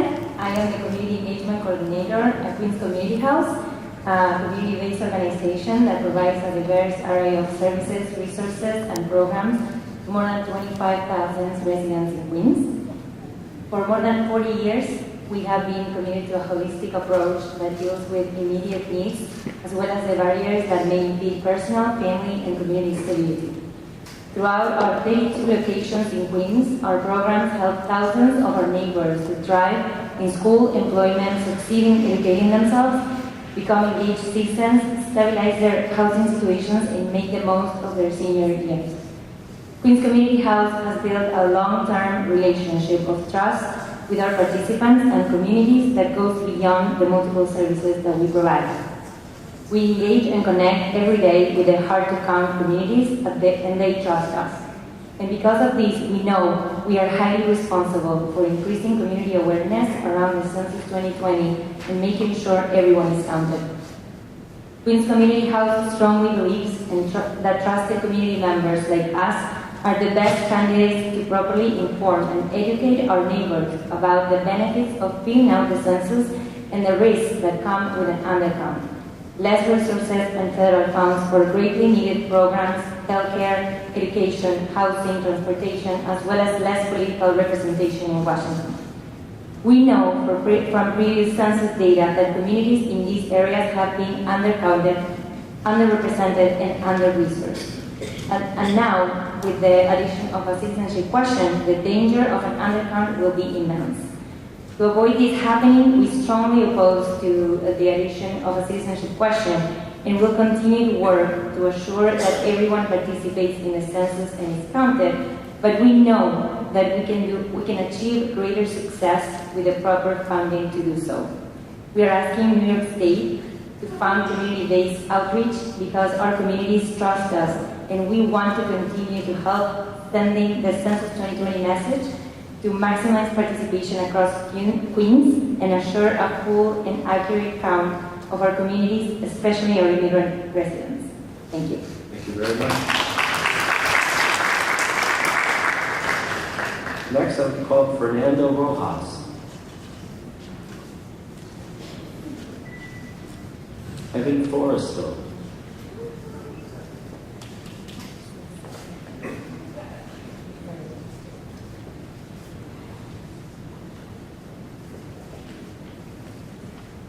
Good evening, Commissioners. I'm Kevin Forrestal. I'm President of the Queens Civic Congress, and I also am representing the subcommittee from CBA Table 5 on our subgroups. The Queens Civic Congress is an umbrella organization of over 100 civics in Queens. I've been repeatedly stressing about the importance of the 2020 census to our members and urging them to do the same to their members. At our April meeting, I used Dr. Salvo's PowerPoint presentation that was presented to the committee. I am confident that our members will follow through admirably. Community Board 8 has created an ad hoc committee for the count. Its members initially mirror the CBA's complete count subcommittee, but in time it will expand. We will seek others to assist by liaison to special groups. An example would be an individual who could be a point person to a religious community where they're a member. At our April Queens Town Committee, we started breaking into separate groups and organizing by community boards or by geography. This logical approach tasks members with identifying target organizations serving the designated catchment area. I believe this approach needs to be expanded to accommodate transborough and citywide efforts in the community. We need to identify all populations and ensure that there is an effective outreach to all communities. In fact, that raises a concern for me in that in Queens we have over 200 languages spoken, and I'm sure that our group, we do not have 200 languages spoken or represented or outreach to them.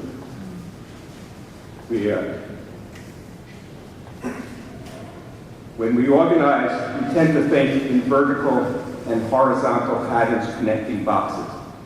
I suggest that we need to rethink this paradigm and we start to think in terms of matrix. There's a need to oversee and coordinate all the subcommittees and view the total effort.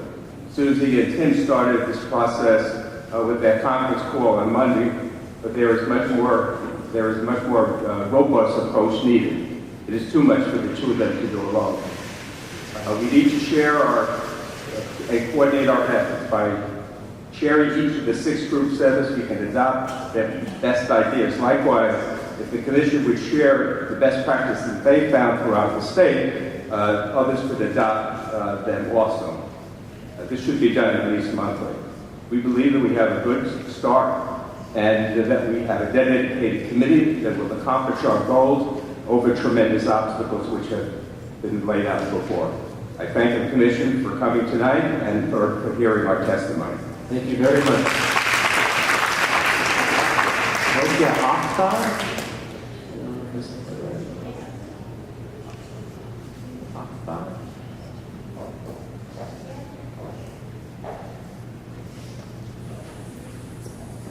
Her name's down twice. She really wants to testify. We'll put a pin in that. Sophia Halakidis.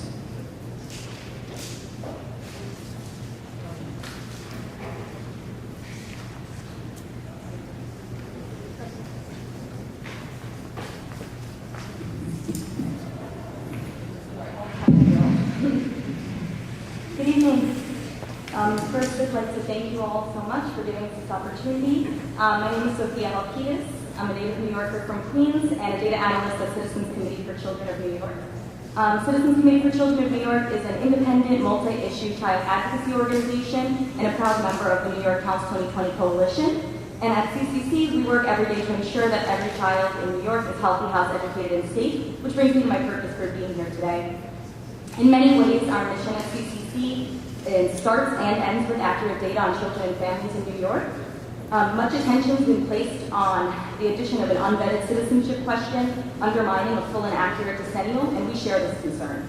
Yet, in addition to this deeply concerning inclusion of a citizenship question, there are several demographic groups that have historically have been undercounted, including and especially young children, especially those under the age of 5. In fact, young children, as you probably already know, had a higher net undercount than any other age group in the 2010 census, and this has significantly worsened since 1980, while the net undercount for other age groups has actually improved.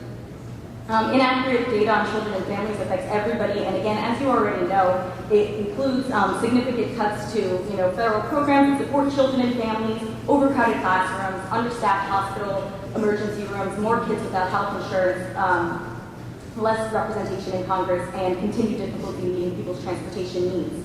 So we invite you to read our full testimony, but for tonight I'll just focus on our main recommendation, which is to target census outreach to spaces where children and families are already at. We know from our community-based assessments throughout New York City that parents and caregivers of young children feel stressed to meet the needs of their family. So by integrating census outreach efforts into the spaces that they already visit regularly, schools, doctors' offices, child care centers, recreational spaces, families can learn about the importance of participating in the census without deviating from their already busy schedules.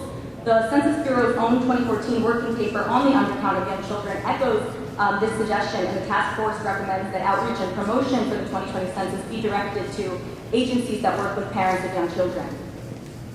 Through our community-based assessments, we've also learned that caregivers of young children prefer to access information from local trusted sources and service providers that they already have relationships with, which reinforces this notion of equipping local service providers with the tools of the census and really echoes what a lot of my colleagues have said here about the importance of trusted voices in CDOs.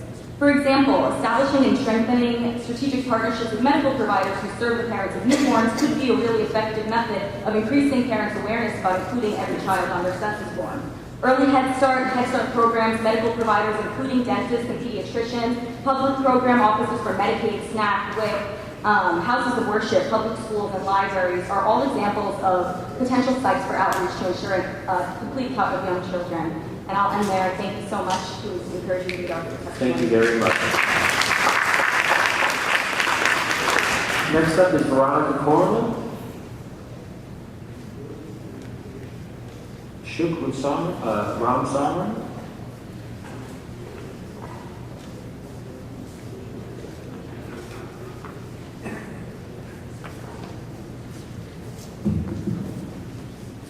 This is the 3-minute redacted version.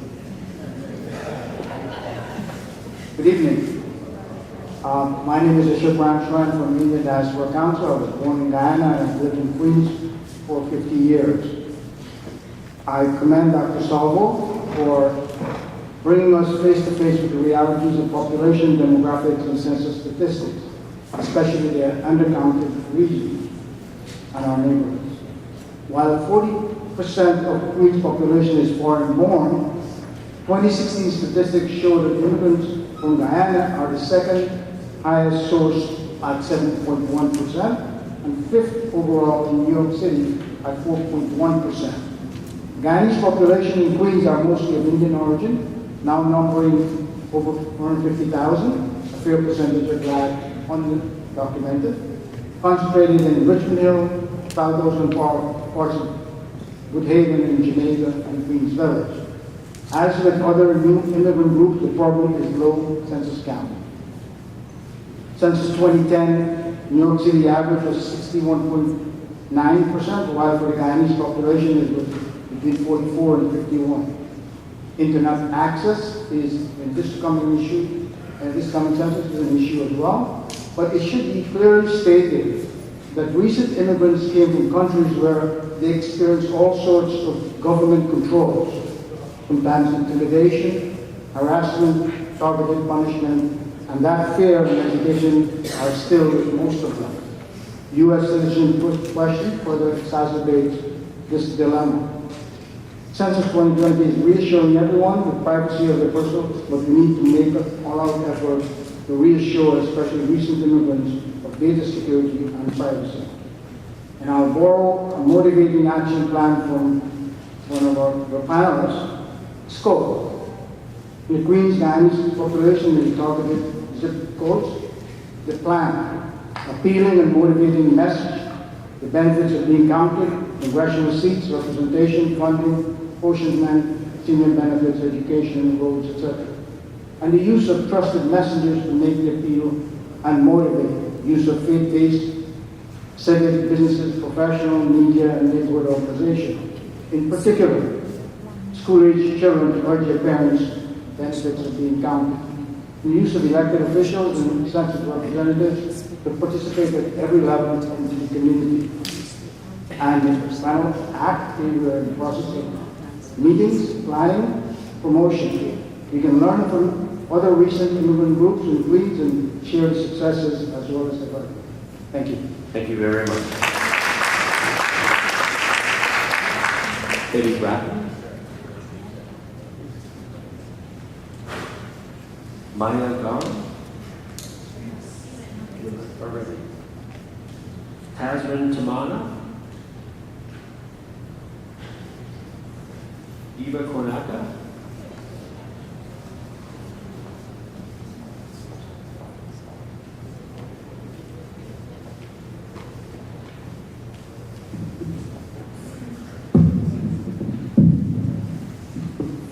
Sorry. Good evening. My name is Eva Konowska. I am a member of the Queens Complete Town Committee and the subcommittee which covers Community Board 5 and 6. My day job is being Executive Director at Colonial's Organized to Minister to our community. We're a relatively small nonprofit. We are located in Richmond, Queens, and we have a mission to improve the quality of life for those in need. The vast majority of our clients are immigrants predominantly from Poland and other Eastern European countries. Many of them have very limited English language skills, making them disadvantaged due to lack of information and communication barriers. In many cases, we are their only resource for information and assistance, and we found that this community has been underserved and undercounted in the past severely. As service providers, we're all aware that a serious undercount in the census will dramatically reduce the amount of funding for which New York City receives for a variety of crucial community-based programs like ours. We feel that the task is to get this message across to the community. What we find is that immigrants do not fully understand the impact, how devastating it will be to lose 2 congressional seats, for instance. But when we sit down with them and discuss the issue, we explain the facts, we visualize what's going to happen to them in their environment, their community, they start understanding that they'll be losing school seats for their kids, they'll be losing hospital beds, and that really makes a huge impact. Additionally, the citizenship question, of course, may prevent many people from participation. So we feel there's a lot of work to be done and to get the message across that this is something that we should address and discuss and not just back off and decide not to do it. We've already prepared to incorporate census into our presentations. We're doing a lot of health literacy in the community, so we feel that this is a good time to get the two subjects connected.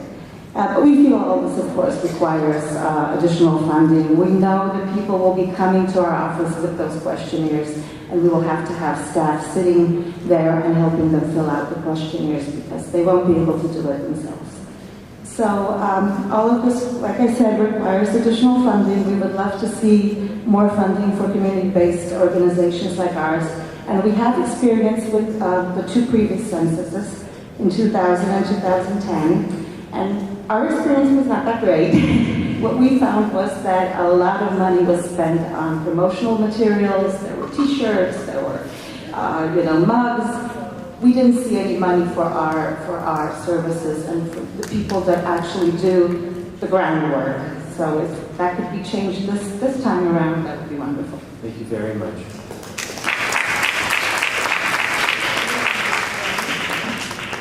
Yuho Lin.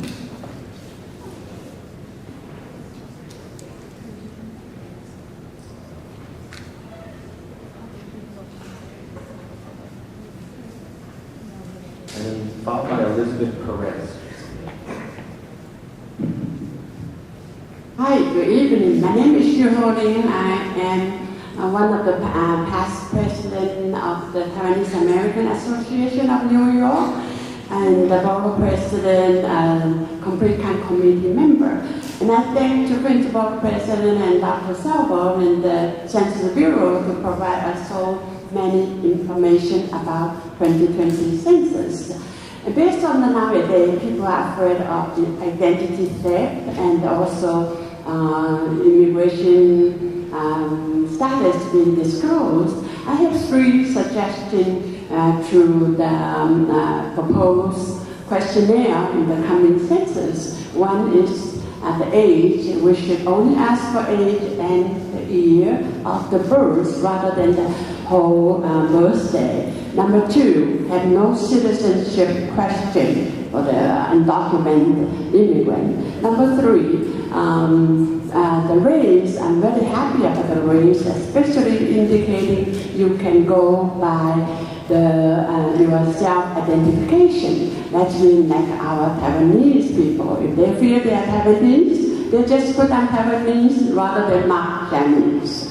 Okay, now I am talking about I think how to improve the census count. Queens is the most diverted borough and had the most immigrant and the most undocumented immigrant.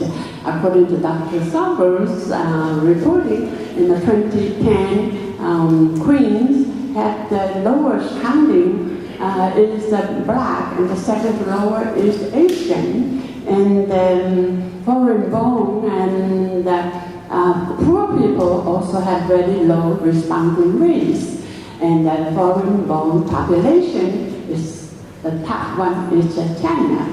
Okay, and I'm from the community board 7. In our area, we have 3 very hard to count areas, and for the 2010 responding rate is like 58 to 64, and we have a lot of Asian, 73 to 83%. And so it is, as an Asian, we really have a lot of work to do. And so what I did is I collected in census information and simplify them and translate into Chinese. And I e-blast to the media and the community and the church, because people go to church. And and go to talk to senior, explain to them, because senior is hard. It's better to talk one by one, one-to-one. And I also outreach to self-help senior center. And so I think... We're going to leave it here. If you want to submit more... I'm sorry. You're in overtime now. Oh, I'm overtime. Overtime. So if you want to submit written testimony, we'll go ahead and take your written testimony. Yeah, that's Oh, great. Thank you so much. Thank you. Elizabeth Perez.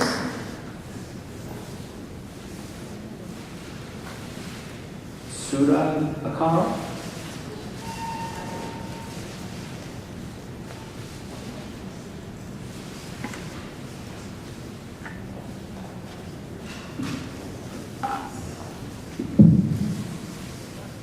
Good evening.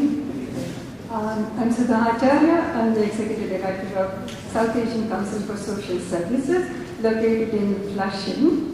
And I'm on the Principal of Residence Committee, as well as the subcommittee dealing with the Community Code 7 levy. I did not graduate from middle school 10 years ago, not 20 years ago, not 30, so I was here. I was here for the census.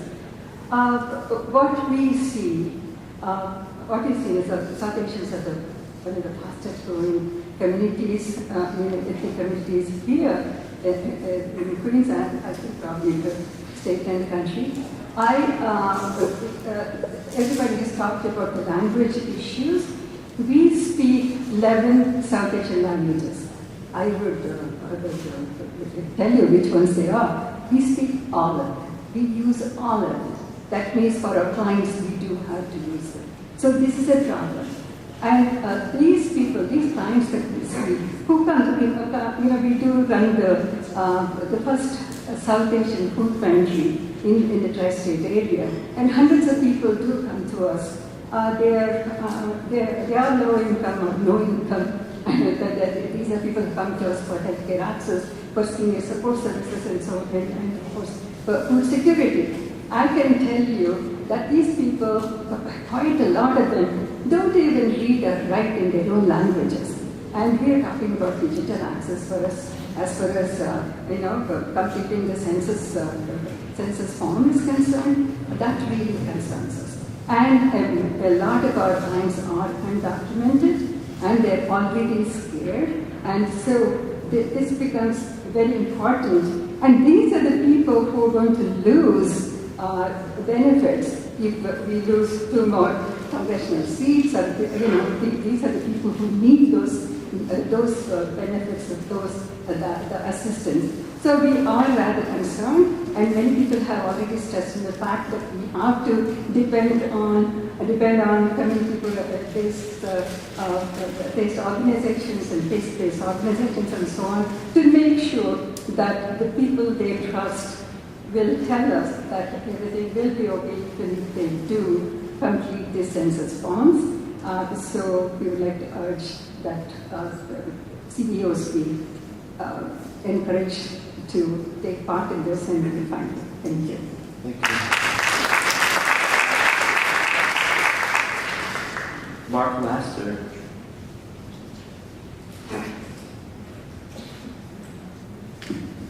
Good evening. My name is Mark Lasker, and I'm involved in numerous civic organizations in Forest Hills, Regal Park area, as well as being a social worker for 38 years. As a resident of this community, for the record, I did not do that to you. You did that to yourself. As a resident of this community for 30 years, I would like to welcome you to Queens, the most diverse area on the planet. I'm here today to discuss the importance of assuring everyone is counted for the upcoming census. As a social worker who has predominantly worked with the elderly and consumers of mental health services, I can tell you the importance of assuring funding continues for these groups. Without everyone completing the census, we will see serious cuts in these vital services, which will lead to increased illnesses and hospitalizations of clients in these communities and end up costing more and impacting upon the quality of life of the clients we serve. As a civic leader, a member of Borough President Katz's Complete Count Committee, I am part of the committee's recently started subcommittee covering the community wards 5 and 6. Just last week, we had a conference call where we began to map out our plans for encouraging members of our community to complete the census. We prepared a list of about 25 organizations we'd like to reach out to. We plan on meeting here in Borough Hall in the next few weeks to begin to strategize the most effective ways to reach out to our identified groups. During our conference call, we discussed some of the challenges of doing this work. During our conference call, we discussed a number of our people. We can hear you. Okay. A number of people on the subcommittee have been involved in the census in the past and pointed out historically that it's been extremely difficult to reach members of our community. We discussed our concerns for the first time. The census will be online and how many of our community members do not have easy access to computers, and even with this access, some people are not computer literate. We also began to discuss what we think would be effective messages to communicate to our various communities. Personally, when I have discussed my concerns at CV6, I focused on how, without a complete count, we would be losing funding for important essential services in our community, such as police and fire. I believe this would resonate in my community since there is a great deal of respect for these services, as well as the other essential services. As we continued our discussion, we agreed that though we are ambitious and committed with what we would like to do, we all have full-time jobs as well as other civic commitments, and we agreed that without additional funding to provide staff to do this outreach, we would not be able to accomplish as much as we would both like and desperately need to. We therefore thank the governor and legislators for providing $20 million in the most recently passed state budget, but agreed with other advocates that to do this job that needs to be done, we need double that figure. We also discussed how this funding would be made available, and given the urgency of getting the word out, we hope these funding mechanisms will be efficient and effective. Though the census is now 11 months away, the groundwork that needs to be laid needs to start as soon as possible. I would like to conclude by highlighting one of the major challenges I see with the census. I work in an agency that provides services to the immigrant community, and we know that if the citizenship question appears to the census, it would make our job extremely difficult to assure our clients were completed. Unfortunately, given the current administration's stance against the immigrant community, there is a great deal of mistrust, even with all the assurances provided by the census.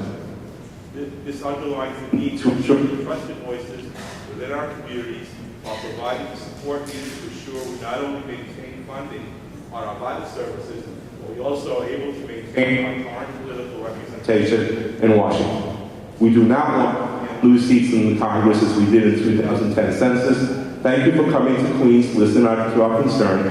We all look forward to working with you and ensuring that everyone is accountable. Thank you very much.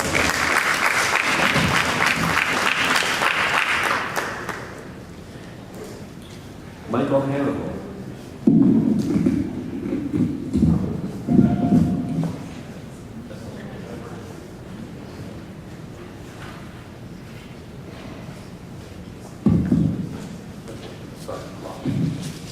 First of all, Commissioners, thank you for coming tonight. Thank you for this opportunity.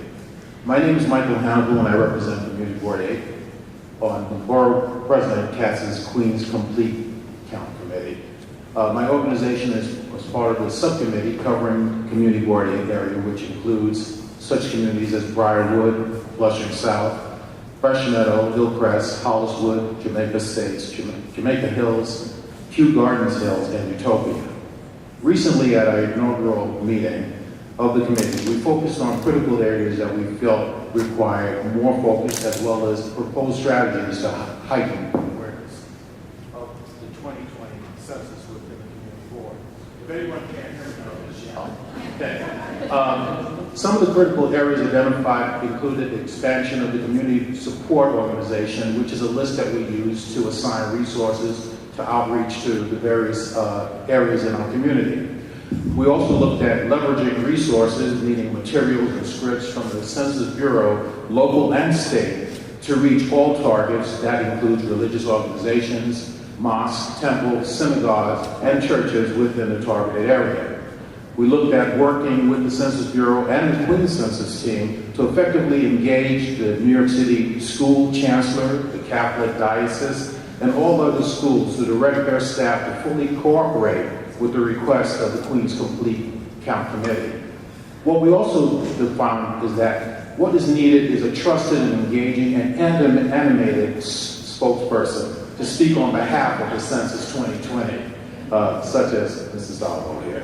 Okay? I'd also like to look at is identifying. Animated might be a strong word, but okay, no verse. that we're looking at identify spokesperson should also have a connection with the targeted audience, whoever they're talking to, or whoever we invite them to talk to. This effort must have more visibility from our elected representatives. It's a good skill to say that what we're trying to do is to help them save their jobs. So basically, they should be out there first and foremost. The next is, since we have a committee, we also have committee members on the committee board that have arranged a census committee to basically on the community board, something like an ad hoc committee, so that we can ensure that the census has an outreach to the community groups that will be directly linked at all level of the government. One of the key takeaways is with the assistance of the Queens Civic Congress and my colleague Kevin Forrestal and Ashu, the committee will contact civic organizations to increase awareness of the 2020 census. Primarily, and I think you've all heard it from all the other advocates that's been here, it's regarding funding. Organizations, we're going to leave it. Okay, I'll leave it right there. But funding is important. But thank you very much.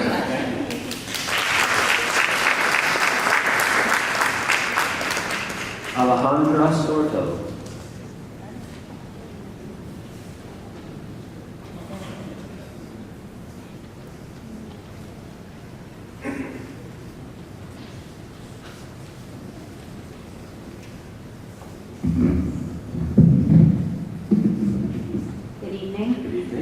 My name is Alejandra Sorto, and I'm the Director of Civic Engagement and Organizing for the Hispanic Federation. I want to thank you for the opportunity to testify on behalf of my organization and our network of over 70 organizations here in New York State.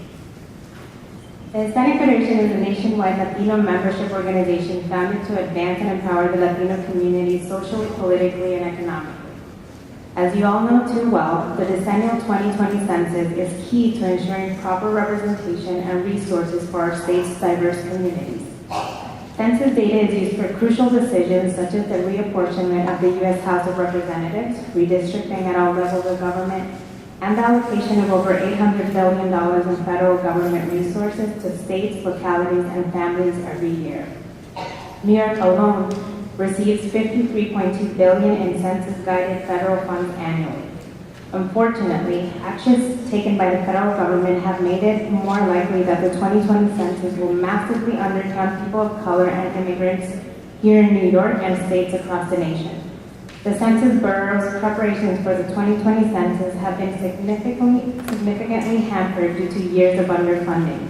The last-minute addition of a citizenship question has only further disrupted the borough's plans for data collection and has significantly amplified fear and distrust of government within immigrant communities.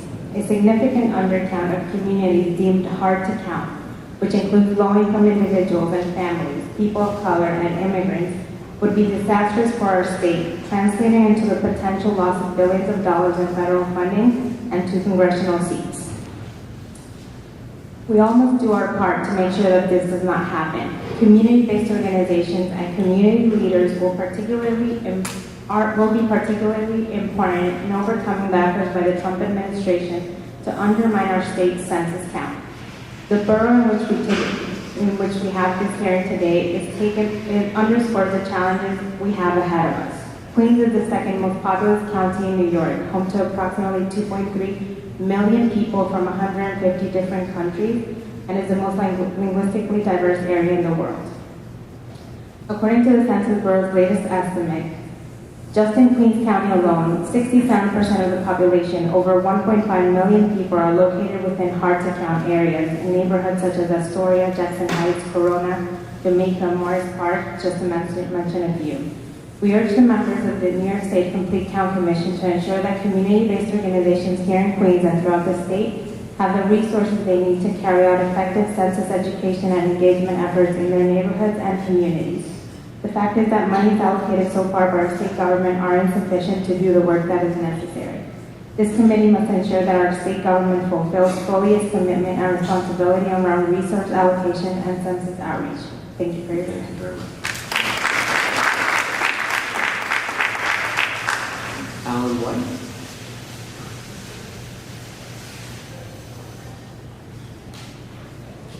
Fazeda Hooten, Rosalind Springer,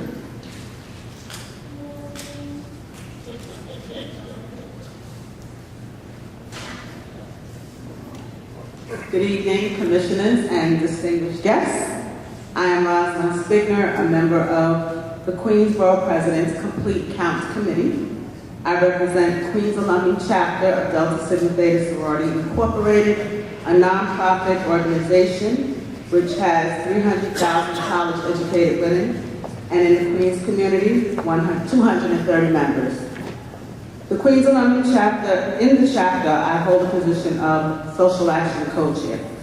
I'm a native New Yorker who resides in Queens Village, a registered voter since age 18, participating in every census count I can remember, and my civic and community participation is long and varied, which includes holding the elected position of district leader for the 33rd Assembly District Part A. The district that I reside in, Congressional District 5, is predominantly African American, African Caribbean, and middle class. Our property taxes range from $700,000 to $900,000 annually, yet I reside in a hard-to-count district. We lost much-needed funding due to incomplete census counts. Our schools rate poorly. Our supermarkets have been replaced by Dollar Trees and Dollar Generals. There is much needed funding for transportation, small businesses, black media that we can trust, and other necessities.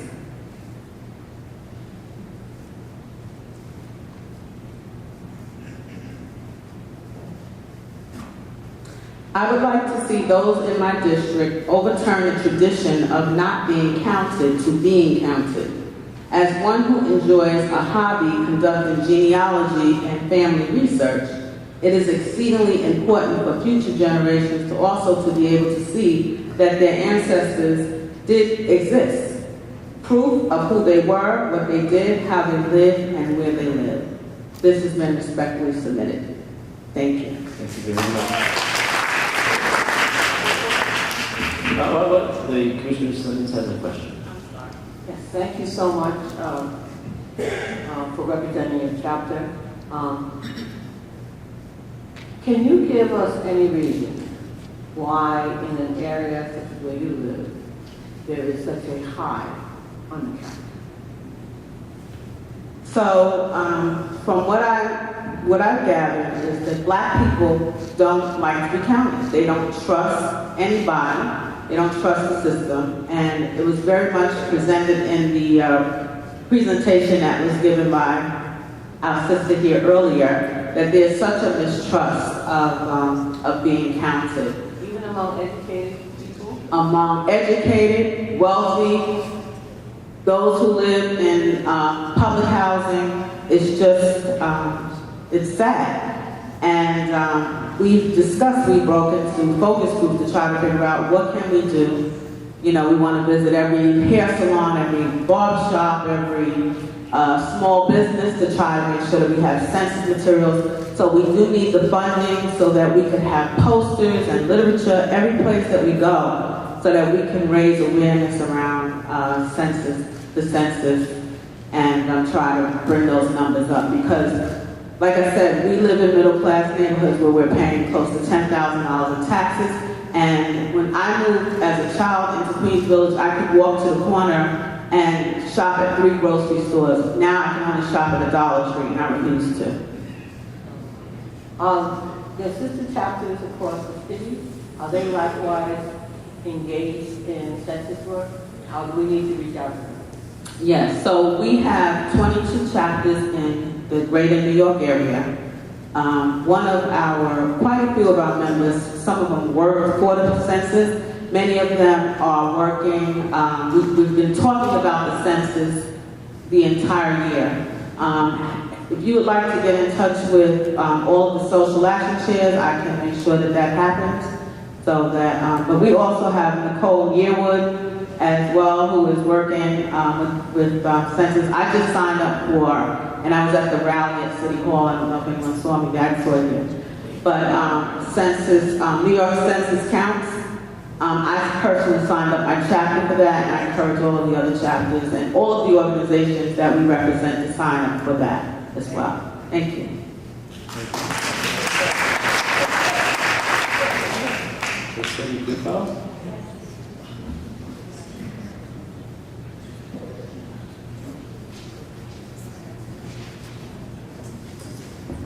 Good evening. My name is Josette Grippo. I'm a board member of Rockaway Women for Progress, a grassroots organization that was founded in late 2016 that focuses on strategies that uphold our democracy and protect human rights.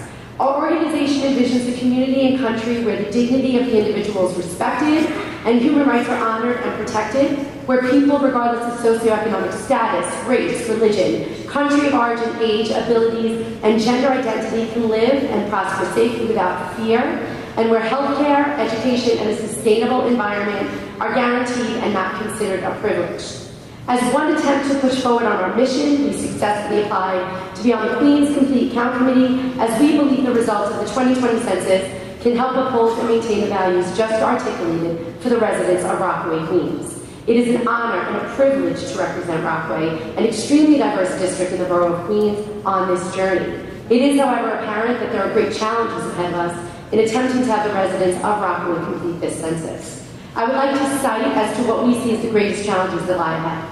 65% of the Rockaway Peninsula is minority, 39% African American, 21% Latinx, and the remaining 5 comprised of individuals who identify with other races. It is no secret that there is a history of undercounting African Americans, and that the anti-immigrant sentiment ravaging our society will play a dramatic role in Rockaway residents failing to comply with this census. It will be incumbent on organizations like ours to find ways for these individuals to have the moral courage to come forward and fill out the census when fear may be at the foundation of their reluctance. With that said, I am asking, in fact, pleading with the state and local governments to come up with a better, more realistic message than merely Title 13 will protect you. When discussing the citizenship question that is currently in the hands of a conservative Supreme Court, it is likely that this court will rule in favor with the administration and that the deplorable citizenship question will remain. And where will that leave us? We need answers that provide comfort for an already skeptical and somewhat terrified demographic. Next, while delivering the census electronically might make sense, 18% of Rockaway residents live in poverty, 53 have trouble making rent. What makes us so sure that internet access or even computer access is a priority for these families? How will they then get access to the census? We are inherently creating a digital divide. Additionally, understanding what is at stake if you fail to comply with the census is lost on many people. Finding and educating trusted ambassadors in these vulnerable communities will be critical. Last, lack of funding to organizations like ours hold us back. Recently, we coined the phrase Rockaway Counts, and this is our rally cry to our residents. This is clearly just the beginning of our campaign, as we have already partnered with the Four Freedoms Democratic Club in Manhattan to host Julie Menon on the 13th of May, and with other grassroots organizations that are on the ground. Funding is necessary to keep this campaign and others like it moving. Thank you. Very well said. We really see, and we've heard this quite a bit, about the data will be protected, don't worry. Interestingly enough, we're trying to figure out messaging to recommend to the state, and what we're finding in studies that we've at least reviewed is that actually telling people that your data is secure makes them feel like their data isn't secure. Agreed, 100%. So we're trying to figure out, so we will take your ideas, if we have any tonight, or you can always submit like what message will actually resonate, but it's funny that you think by telling people it's okay, it actually makes people suspicious, and how do you reverse that trend?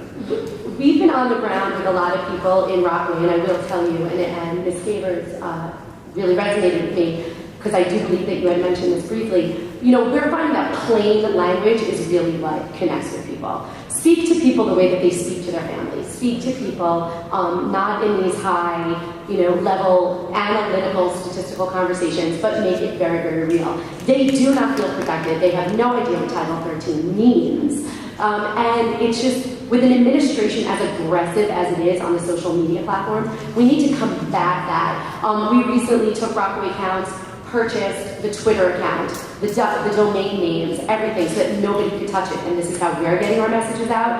But plain language is what we're finding gives the greatest comfort. You're dealing with a very, very disenfranchised population that feels that even all of that funding that's going to be coming in, are they going to see it? They don't even feel that the funding will make it to their doorstep. So plain language is really the only way that we're finding helps. Thank you very much. Okay, thank you. Rodney Reed. Bolton Wu.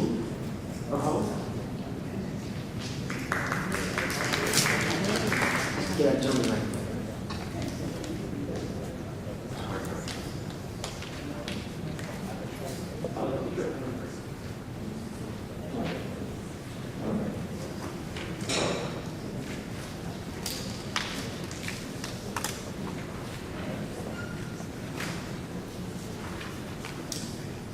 Hi, good evening, everyone. Thank you again for the commission for being here this evening. My name is Fulton Ho. I'm currently working as a student in partnership with the Queensborough President's Office, as well as the Complete Count Committee, doing research on Census 2020. And part of that work involves looking at the definitions behind what a hard-to-count population or tract may be. And oftentimes, there's some confusion around what that means. And so part of my work, there's various definitions behind it, so I use data from the U.S. Census Bureau planning database along with American Community Survey to create an integrated, you can put it that way, a definition of what hard-to-count tracts are. And so my criteria were using the 2010 mail-in return rate. The average for Queens was 70.3%. A tract had a priority count if they were below that average. And so the second criteria was a low response score of higher than 20.7, which is the national average.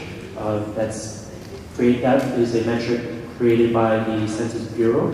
And the third metric, because we've been talking so much about how this time is different because it's using the internet, I took the average percentage of households without internet access in Queens and pinpointed which tracts were above that average, as in those households that do not have internet access. And so through that, on the second page, you can find some of my findings. Community districts 2 and 7 had the most census tracts with the highest priorities, meaning that they fulfilled all three of those criteria. And so the reason why I separated into community districts is because that's the way we're using that for the Queens Complete Count Committee. And some interesting information, it was referenced that there are 669 census tracts in Queens, and of those tracts, 287 had more than the borough average in percentage of non-citizens. So there's roughly 19% per the tract are non-citizens. And 296 had more than the above average for the borough in terms of those who spoke another language and English less than well. So definitely, just backing up the need for language access and to find trusted partners in the community. And so my recommendation with all this research is to have a more clear definition of where the hardest, most vulnerable communities are. That way, when we strategize and figure out which organizations to partner with or where we would go to do non-response follow-up, that's where we go. Thank you. Thank you. Questions? Dr. Rackers, taking notice of statistics and the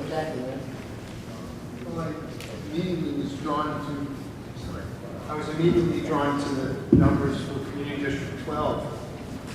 Can you explain that a little bit?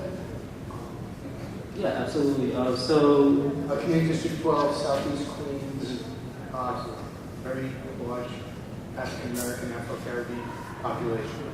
So again, the three were the mail return rate, the low response score, and the percentage without internet. And so because they had more than the average in terms of medium, so that means they fulfilled two of those criteria. And so the various tracks have different reasons. it also could be because that I use the threshold of 20.7 of a national average of a low response score that might have skewed some things, but I wanted to stick with what the Census Bureau was using. Thank you.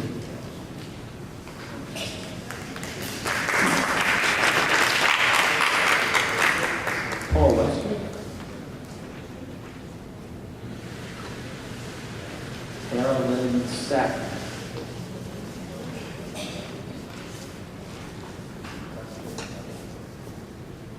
Good evening, everyone. My name is Tara Landon Stanton. I'm the Director of Adult Learning at Queens Public Library. On behalf of our President and CEO, Dennis Walcott, thank you for allowing us the opportunity to speak this evening. Every day, Queens Public Library provides the broadest range of services to New Yorkers of all ages from all walks of life. We operate 65 locations, affording us the ability to serve every community in the Borough of Queens. Queens Public Library is uniquely positioned to reach and connect with all hard-to-count populations. People in hard-to-count communities come through our doors on a daily basis to utilize services ranging from adult education classes to citizenship clinics to job training workshops. This is true for many public libraries across the state. We strongly believe that if the state is serious about achieving a complete count of its residents, public libraries must play a central role, and we must receive dedicated funding in order to accomplish this task. Therefore, we urge the New York State Complete Count Commission to support the $40 million funding request for library-based complete count initiatives. As we all know, public libraries are one of the most trusted institutions in the United States. We're well positioned to educate and inform the public about the 2020 census. There's been a lot of talk this evening about how diverse Queens is, including that approximately 48% of Queens residents are foreign-born. A recent Quinnipiac poll indicated that 47% of New Yorkers who are not born in the U.S. would likely fill out a census form if they heard about it from their local library.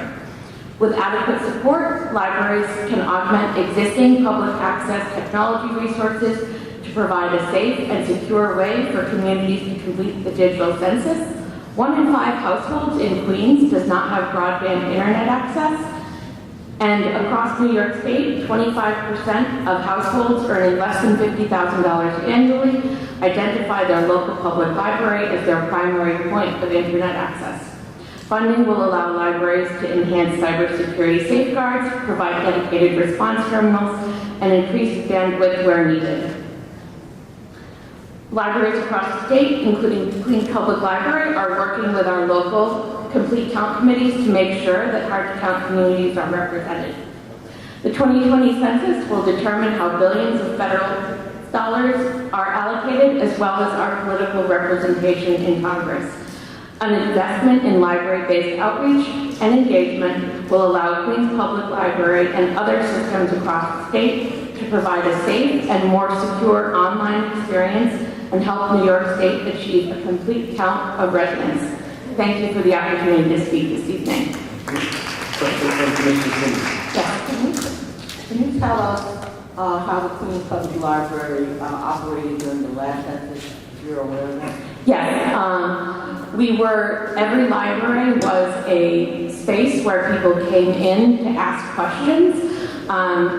But a more fitting analogy for how people come to the library, particularly to use computers to access government services, is with the Affordable Care Act sign-up and the online sign-ups. When that started, people flooded into libraries. There was no funding, there was no additional funding for public libraries to have trained staff, dedicated computers, yet we did that anyways. And with the census being primarily internet-based, we anticipate that that will be even more of a challenge to meet the needs. Which is why we strongly urge for library dedicated funding. I have another question. The library in Jamaica. The Central Library, yes. I didn't know if it was still the Central Library. That's okay. Does that library still have a senior program, the literacy computer literacy program that it used to have? And did it also serve as a census base 10 years ago? I believe it served as a census base 10 years ago, and we have a variety of digital literacy programs throughout all of our 65 locations, including at the Central Library, including digital literacy that's dedicated particularly towards senior citizens. I'm not sure of the exact program that you're speaking of, but I'd be happy to talk about that more. Thank you. Thank you. Thank you very much. Annetta Sakara.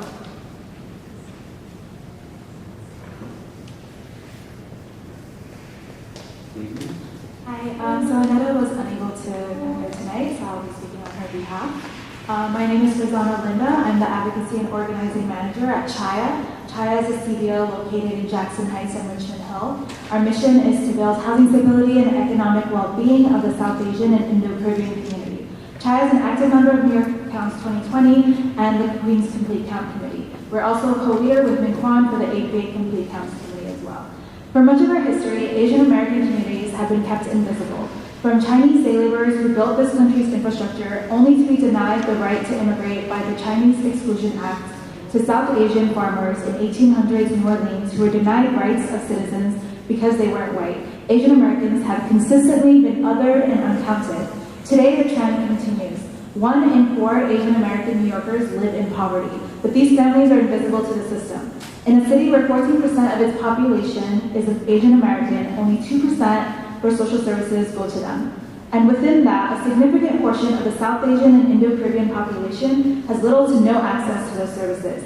Asian Americans historically have some of the lowest response rates, so it's no surprise that we have fewer resources and poorer services. Richmond Hill has some of the most undercounted census tracts with a response rate of less than 40%, and as a result is one of the most underserved areas of Queens. Lack of awareness, fear, language barriers, the disconnection to social services are some of the leading reasons for a low response rate. Additionally, given the anti-immigrant and xenophobic climate, there is complete mistrust in how census data is used. Given this history and track record, coupled with the potential addition of a citizenship question, not to mention that only U.S. citizens will be hired as enumerators for the census, the chances of an undercount of the South Asian and Indo-Caribbean community are higher than ever before. In the last census, Chaya saw how critical trusted voices, language competence, and diverse strategies are necessary for people to respond to the census. In Census 2010, Chaya played a leading role in being that bridge and partnering with community groups and leaders for census outreach with the South Asian and Indo-Caribbean community. Census 2020 has significant barriers and disincentives. The only way our communities will be motivated to fill out the census is if there are multiple touch points. It's really simple. The amount of funding to organizations like Chaya and many other community groups will have a direct impact on participation. You all have heard it enough already, right? We can't do this without funding. A lot of our groups were ready to ensure a complete count, but many of us are doing other things. We also need to bring in a lot of the other trusted voices who aren't necessarily aware that census is a critical issue. So we trust that you understand the depth of this need and will actually fund us directly. Thank you.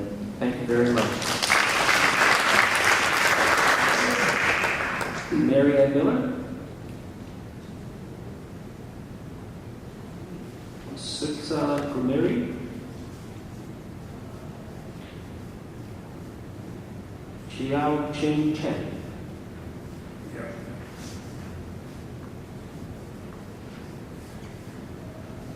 Good evening, everybody.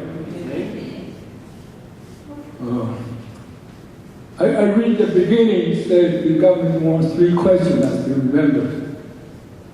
Who are you? Where you living? Then how many in household? And what you need?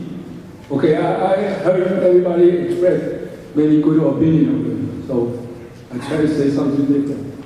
So first, we just heard from the news media says the government dumping the migrants to those sanctuary states. So New York State is one of them. So we could ask more funds from there that they have to give to us. That's quite fair. Second, I think everything as the immigrants, as the resident or citizen of this country, I think everyone, including everyone, every American, we want a more security life every day because we think we are threatened by these guns falling around with so many crazy people. Okay, so I would suggest maybe we have to rewrite our second commitment for like, and not everybody qualified bearing the weapons. Okay, got to be something normal people, quite trained, certain education. Okay, not everyone. This is a privilege. Okay, not this is not natural rights. Okay, you have to earn it. All right, that's. And second, I find we have too many homeless right now, increasing everywhere. So what are we going to do about it? So this we also, New York State or city, we have the excuse to ask the federal government getting more funding. We have to accommodate this and solve this problem. Okay. So another thing, I think our food quality have to be more pay attention. Now I think our food quality is bad to me. I don't know how everybody feels because too much preservatives, too much chemicals, hormones. I think we have to take care of that too. That's also put our funding. Okay, New York will become the model state or model city in the United States. Okay, then we can make America great again. Okay, so and thank you so much. I want to say good night to everybody. Thank you very much. I don't think anybody would have bet that you would have ended this hearing with Make America Great Again. But there you have it. That's right. There you have it. We've heard everything now, or we can just call it a night. I want to thank everybody. I just want to add one final point to it because we didn't say at the beginning on the funding question about how critical it is. New York taxpayers, to show how important the census is for you, New York taxpayers already paid $35 billion more to the federal government than it gets back in federal funding.